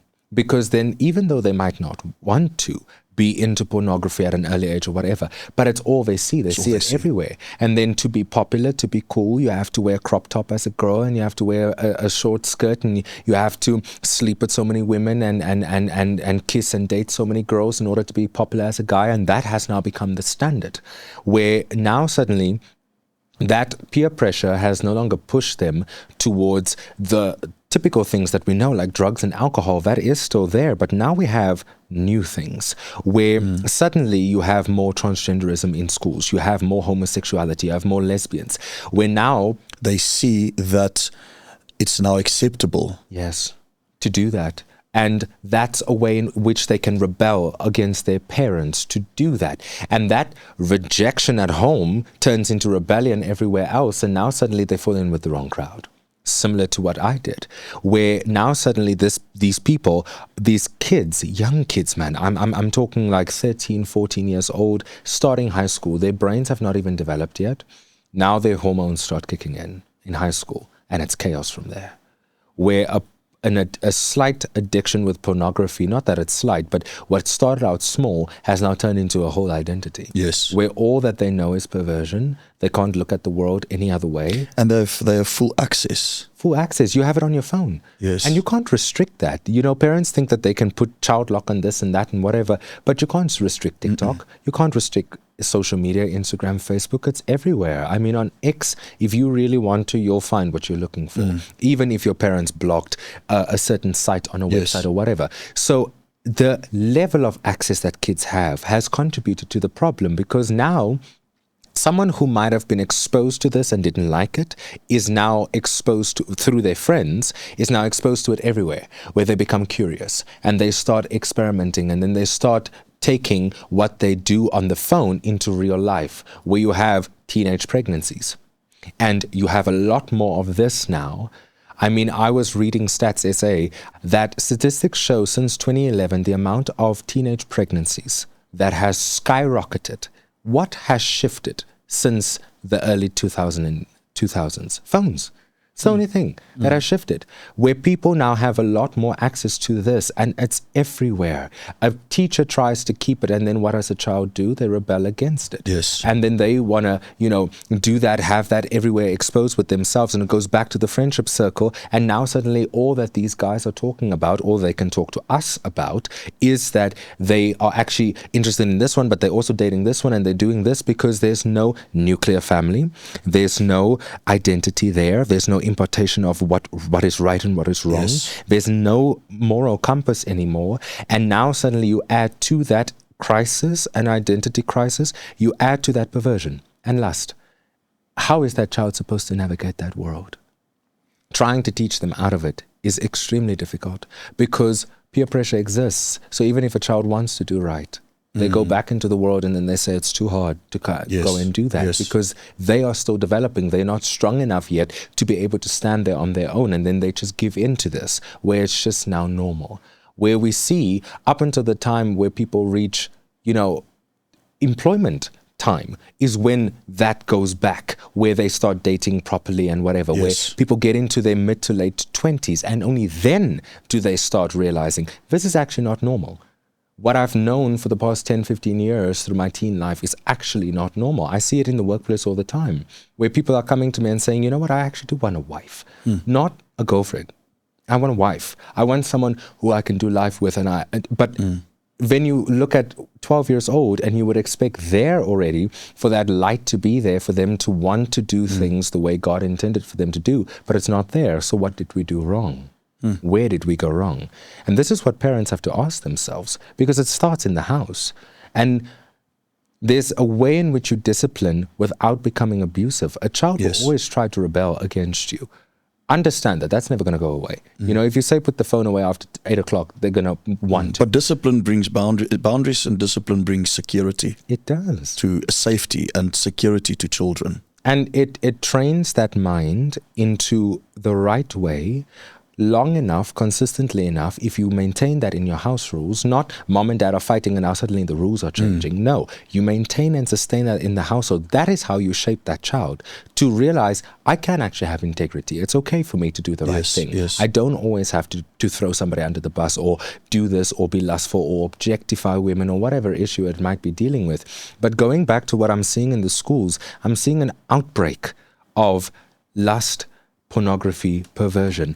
And you have to ask yourself, where did this come from? Where did it start? Sure. If a child comes to their parents and basically begin to reveal that they have feelings towards men or women, if it's a girl, or they have a notion towards being transgender, how would you advise parents to handle that? And why do you think, what is one of the strongest things you think it happens to a child like that? I mean, I didn't know gym life, for example, how to eat healthy, how to exercise, how to, not necessarily go and hunt, but to just take care of yourself. Why aren't you taking your child on a camp to just go and live in nature and do that? I mean, that in itself is important to show that, amongst friends, you as the father, you have identity. You have people coming into the house who have identity. So that's point number one. Number two, it is important to not necessarily accept it, but to do fellowship with them and to show them that identity, to show them that this is not what God wanted for you, the same way you guys did for me. I mean, the one mistake that parents make, they lash out or they reject their child even more. And that just pushes the child even further down. It's not about, there's a fine line between accepting that identity and also just being sensitive in the way of being like, you are confused. Let's get to the root cause of where this is coming from. Because more often than most, it will be you as the parent. But it's not about shifting blame. Parents need to take accountability for their actions as well. Many parents don't. A lot of parents, they don't want to own up to the fact that, yeah, you're not perfect, but you don't have to be perfect. But you try to be perfect in front of your children, and then it creates this, perception that this is what you're supposed to be, that hiding your emotions, hiding crying, hiding all of that. I mean, no father is vulnerable in the house. So now suddenly a child finds an identity in a group of people where they can be vulnerable. Now suddenly there's that opening. A lot of fathers don't have identity, and then that's what we spoke about. A lot of fathers, they don't demonstrate what it means to be a husband and what it means to be a father, because it's not the same thing. So a lot of the times, it's one thing to encourage your child to be lustful, and it's another thing to teach your child, this is what it means to have of course, showing intimacy with your wife. I mean, Because I never saw my dad kiss my mom. I never saw him go on a date with her, buy her flowers, and a lot of people don't do that. Yes. A lot of people don't actually just go and have that moment with their family, yes, but also making time for their spouse. Because what does that child see? Now suddenly they go into the world and they have their first relationship and it turns into sex. So, where it's a lustful thing, where it's not a thing where that boy actually wants to court this girl, actually wants a wife, actually wants to date for the purpose of marriage, actually grow together. Because you don't see that in the household. You see this person trying to be an alpha male who isn't one, and then lashes out when the wife is also trying to be something. So we're all trying to be something here. Yes. And what does the child actually have to absorb? What does the child actually have to see? Because you guys are trying to figure it out. And the message is not know who you are going into parenting, but know that it's okay to be broken and to still have strength with your wife, to still show that you guys are in a union, you will stand together. I mean, something basic that I saw in different households growing up is I would go and someone would say, ask mom, and then you ask mom, and then mom says, ask dad, why aren't you on the same page? And it's something that basic that a child sees, and then there's chaos in the first relationship they have. Yes. Chaos in their friendships, chaos with their teachers, chaos with the people they're playing on the school ground, and then they start dating. And it's just, they don't know how to handle conflict. They don't know how to show love. They don't know the difference between being, two whole people that form a bond together. It's not two broken people coming together or whatever the situation might be. So a lot of the times, that, number one, is important. You yourself need to have identity, because if you don't, what are you going to give to somebody else? A lot of what you guys have taught me is you can only give what you have. Yes. So basically what you're saying is, the root cause of this all is always the parents, meaning I believe that parents have been given the authority and to train a child up in the way that he should go. So it's like the sole responsibility is on a parent, and a lot of times they're looking for outside fixes, and they don't take full responsibility for themselves. Their lives is a mess. And then the nuclear family, is no longer present. So in South Africa, we got fatherless homes, most of the homes. We have,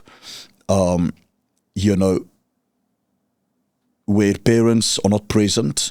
But what you're basically saying is that, and if I can understand, but I also believe this, that parents are fully equipped to fix a child. I believe God has put it in parents to help a child. I don't believe there's needed to go to psychologists and this, because we are God, if I can say, like, we are representations of God to our children.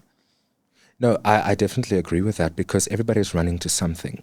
Everybody's running to, my mother-in-law is going to help me raise this child, instead of the two of you just taking accountability of actually putting in the work. It takes a village. Raising a child is not easy.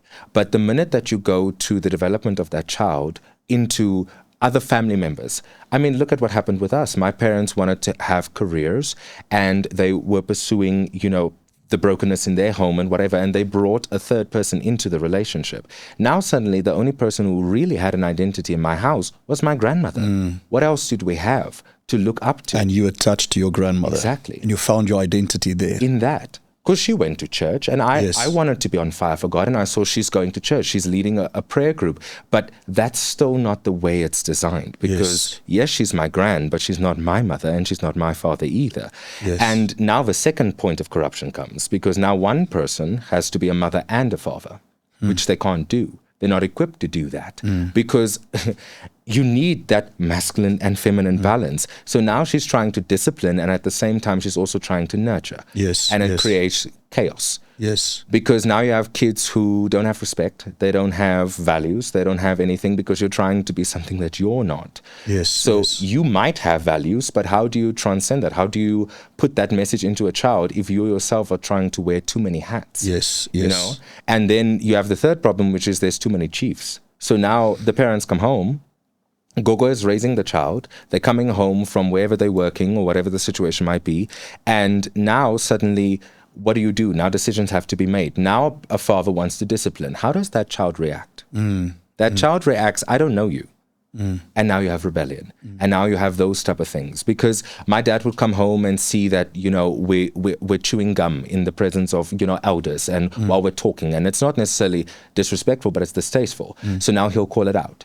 And now I'm going, who are you? I don't know who you are. Now there's no respect. There's no unity in the household.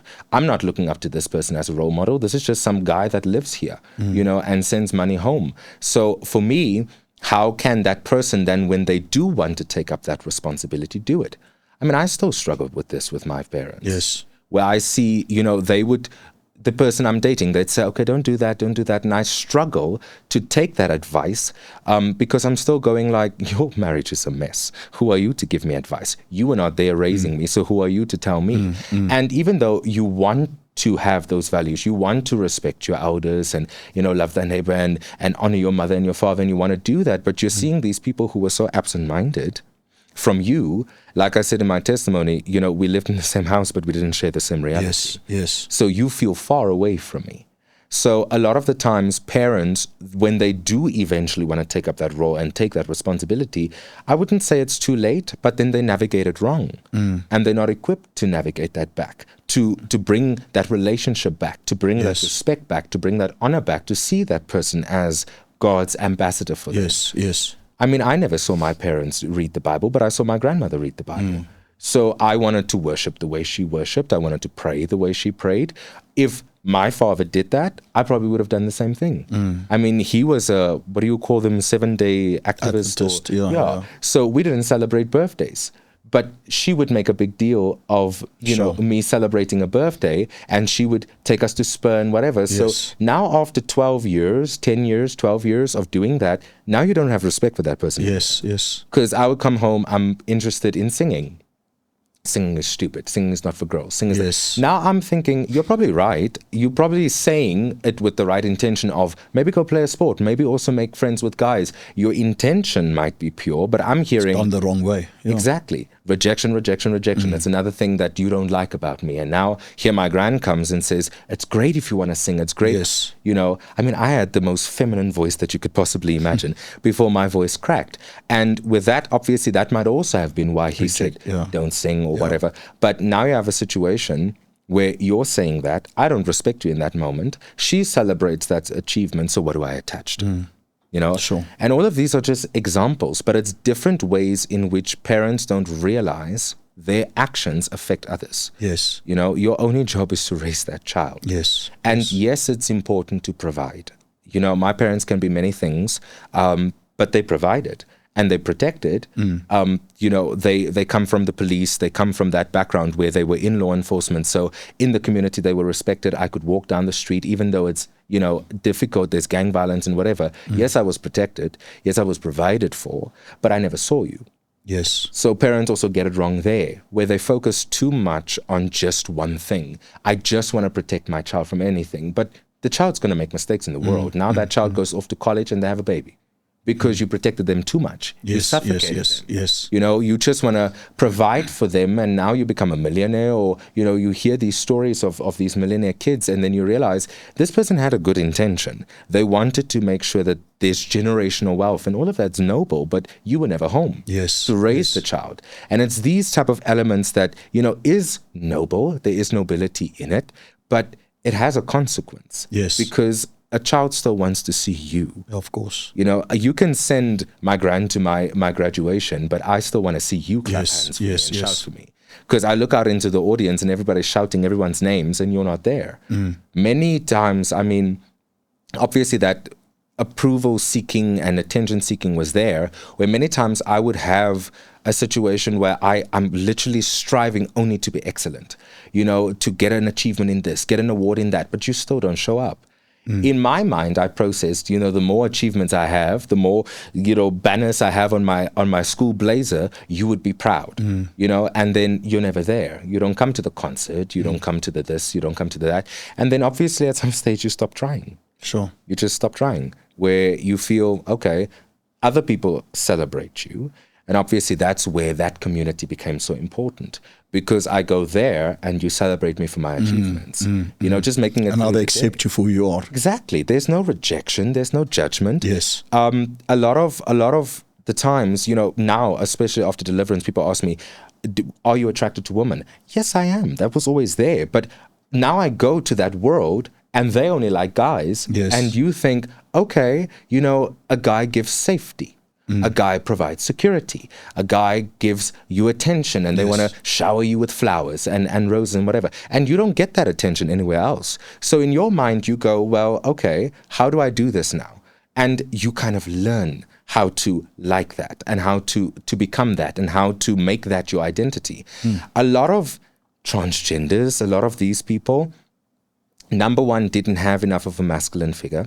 Number two, they might have had a masculine figure, but it might have been toxic, where they themselves feel like, if that's what it means to be a man, I don't want to be that. Yeah. Because that's what I thought. If it means to be a man to beat my wife and to cheat, then I don't want to be that. or there's no figure where the female is so strong in the relationship, the woman is more dominant, whatever, then that's what you see. You think that that's strength. So that would be the second way in which that comes in. That's true. And the last one would be where you become so rejected in all things that the minute that you attach to something that accepts you. I mean, one of the people that I dated for a very long time, I was the first and only guy he ever dated. Now, how do you explain that equation? Because now he's married to a woman, but it's because women rejected him. Women always wanted, was that feministic spirit, wanted to be stronger because, yes, he was not necessarily alpha, but he wasn't timid. He might have just been a little bit more, shyer or a little bit more introverted. Now you have this strong woman who's trying to walk all over him. And then eventually you think, okay, the only way for me to have that is to have somebody who's just like me. Yes. And that's a guy. And because, especially after my deliverance, I asked myself, how was that the only person, I was the only guy he ever dated? How does that equation make sense? And how does that factor into my deliverance? And I realized it's because of that. You reject a man so much in the household that eventually he will seek comfort someplace else. Yes. And the first time he feels real love or acceptance or an identity, that's where, because I was his cheerleader. I was there for everything. I was at the game. I was at everything. He would come home and I would support him. He had never had a woman who did that.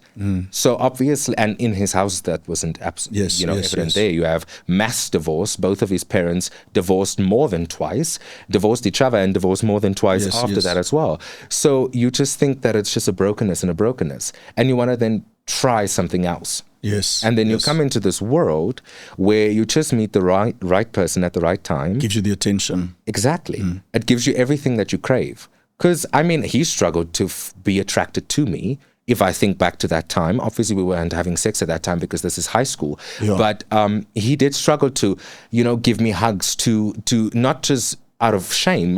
He was very proud of who he was in that sense, but he would struggle to kiss me. He would struggle to, whatever, but he would show up in a date. He'd still, court. He'd still bring flowers. He'd still buy gifts and everything. So how does that equation happen? And that's what a parent has to ask themselves at home.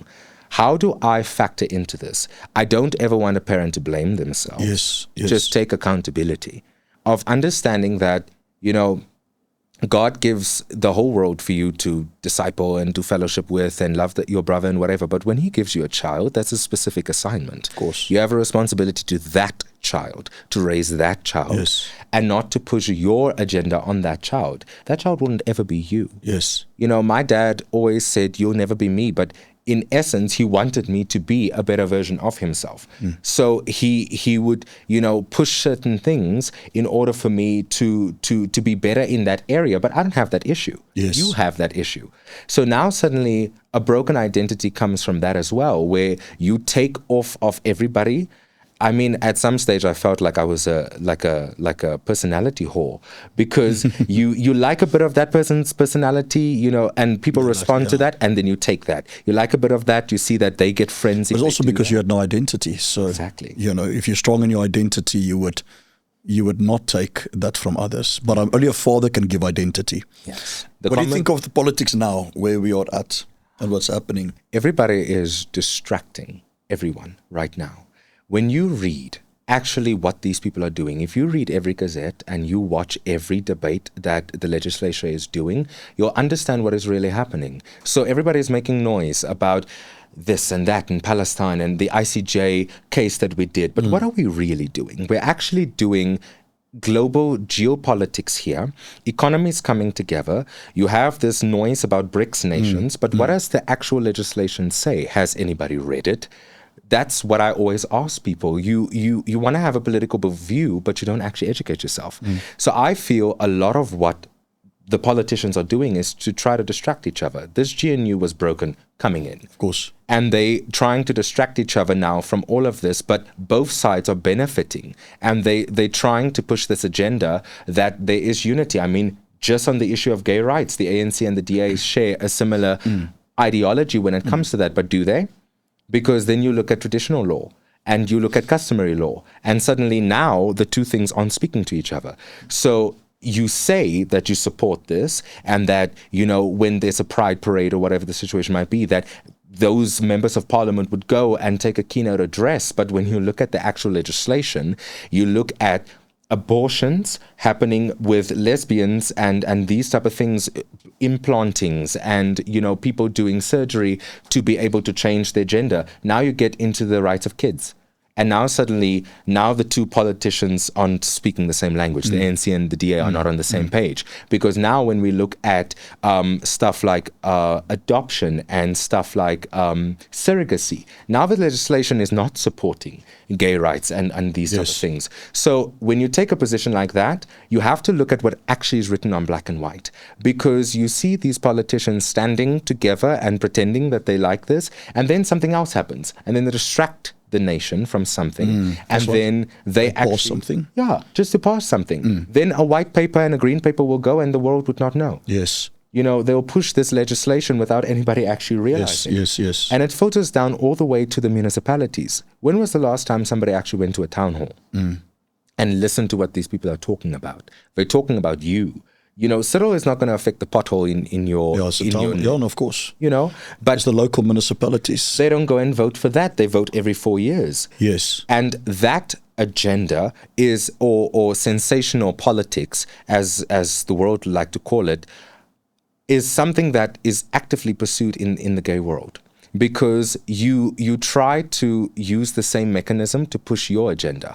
I mean, recently now... the former Chief Justice made a decision about transgenderism, and now on government forms to actually bring this in. Nobody actually understands the consequence of that. It's not just reprinting an extra tick box on official government papers.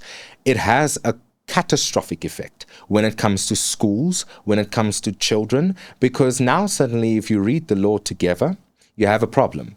Because now we're saying that somebody can change their gender, but now you go into marriage, and now you go into property law, and now you go into customary law, and these type of things, and now the things aren't speaking to each other. So what are we actually doing? You have these politicians who are saying things that they support you, but in the legislation they pass, they don't really. They don't show it there. You guys taught me know them by their fruits. So I started reading from a very young age. What does the white paper say? What does the green paper say? What does the Gazette say? What are these people actually doing? Because then you go, aside from humanitarian law, you go to economics. And you realize everybody watches the budget speech, but nobody talks about the fiscal policy or the monetary policy. That affects you. That affects inflation. That affects the price of bread. And now suddenly you have a situation where everybody's talking about Zuma stealing and this person doing that and this person sleeping with that person, but you're not actually talking about the issues things that actually affect your life. That's right.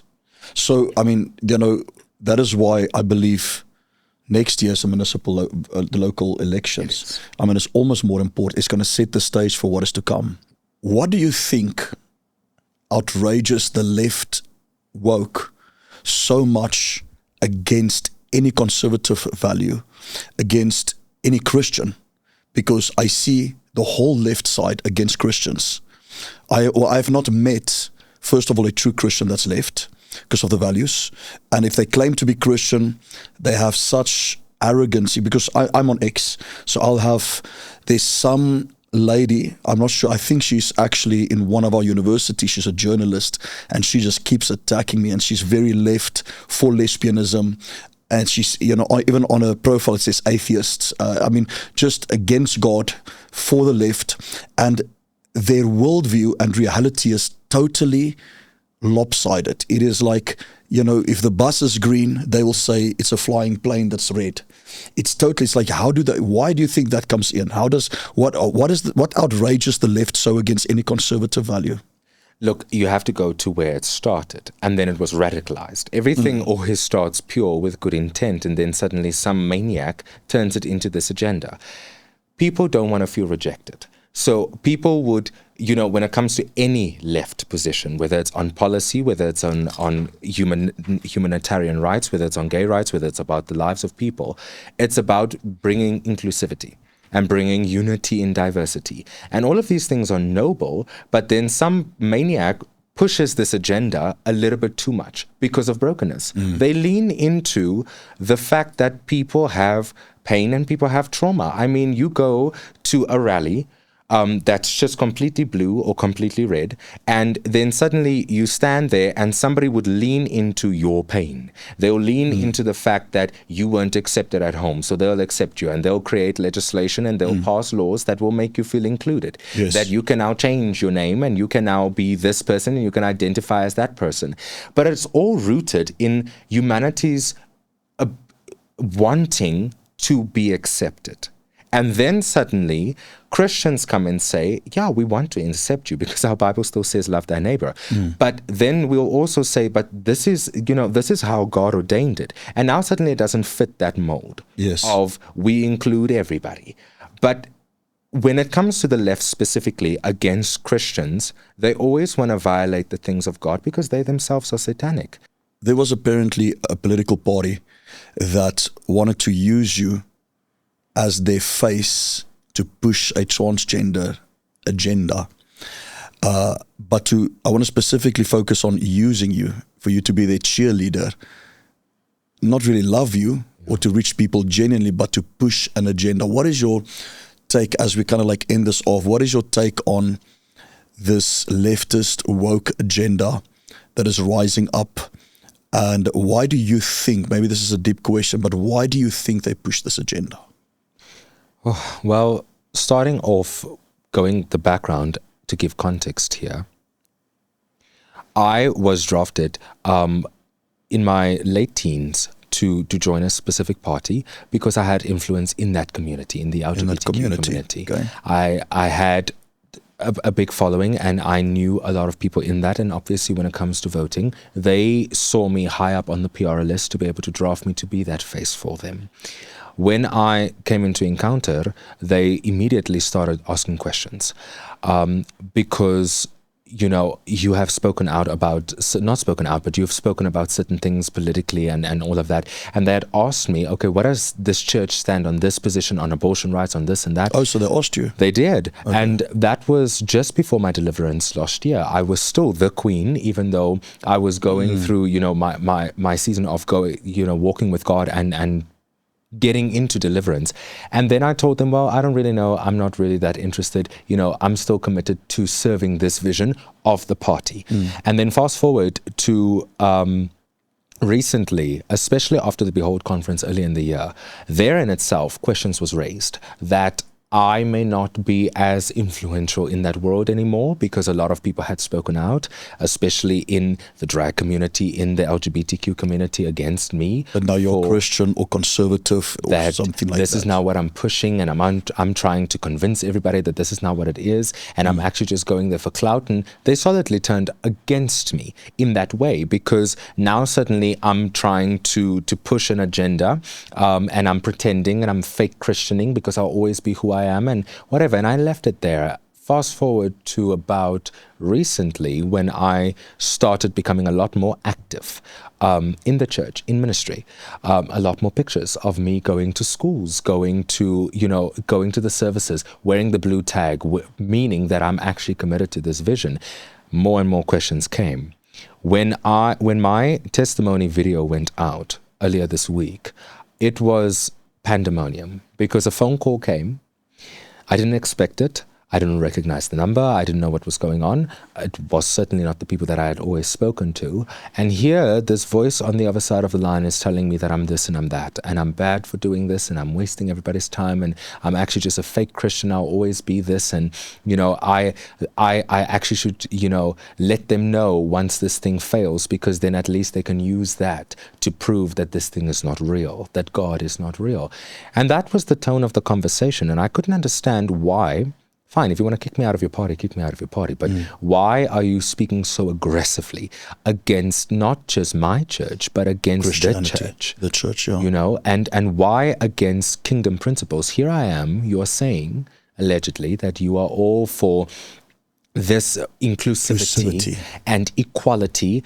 Now, where does Christianity fit into that inclusivity Absolutely. And equality? Where is that? Where is it present? Because where's your so-called equality or so-called inclusivity or so-called tolerance? Because now I'm being told, making a joke of that it's not like I can go onto a stage at a rally and open in tongues. And I'm sitting there and I'm like, why are you persecuting something, a language that's specific for me that I get to have with God? And though it is a slight hand comment, I was standing there in my office thinking, what is this actual conversation about? What are we actually talking here? Because here you have people who 2-3 years before that told me that I'm going to be Jesus' second coming. The greatest thing. I'm just going to be this big thing in politics, and I'm just going to burn away, and I'm going to take the nation by storm, and all of these things. And I'm thinking, okay, if that's what the tone was in the past, why is it so different now? Because you claim as a party to be Christian, to have Christian values, even though you're inclusive for all beliefs, that you are Christian and that this is who you are and that you have the values of Christ in terms of love and acceptance. But now suddenly that has now turned against the beliefs that you so claim so righteously that you have. And now you're not only turning against me, you're turning against my God. And I took that most personally, because how do you recover from that? That's a relationship broken. Yes. Because now you are showing me who you really are. You never loved me. Of course. You never wanted me on that stage. You wanted the queen. You wanted the persona. You wanted that agenda to be pushed through a face that wasn't yours, that looked like everybody in the crowd. I looked like those people. And now because I looked like them, you wanted to objectify me and use me as capital to whore out to your creators and to your comrades, to be able to present this face that this is what you want and that you are all for this world, even though behind the scenes clearly you don't actually stand for what you say you are. Because it's one of the biggest moments in my life, giving my heart to Christ and being saved, and you don't celebrate it. You turn away from me and you say that I'm wrong. Especially they claim to be Christian. They claim to be Christian. They claim that they love thy neighbor, that they care about everybody, but here you are banishing me, saying that I will never be on your stage. I will never wear your colors in parliament. I will never stand as a ward councillor for you. I will never wear your emblem. And I'm standing there and I'm thinking, were you ever with me? Were you ever for me? Did you ever love me?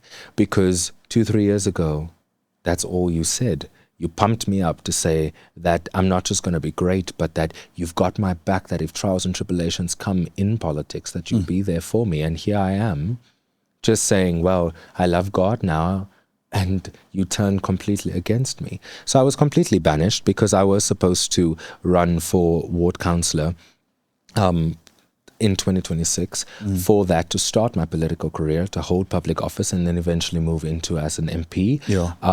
But I believe that God works out all things for my good. Amen. That this rejection from them is his protection. Because if that's who they really are, you let a snake bite you once, then you know that's a snake. You don't let it bite you twice.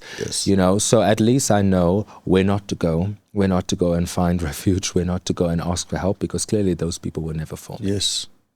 Sure. Janino, thank you so much. You have an incredible testimony, incredible calling on your life. And, I know God is going to do great things. I want to encourage everybody. The documentary will be here. Go watch it. It's riveting.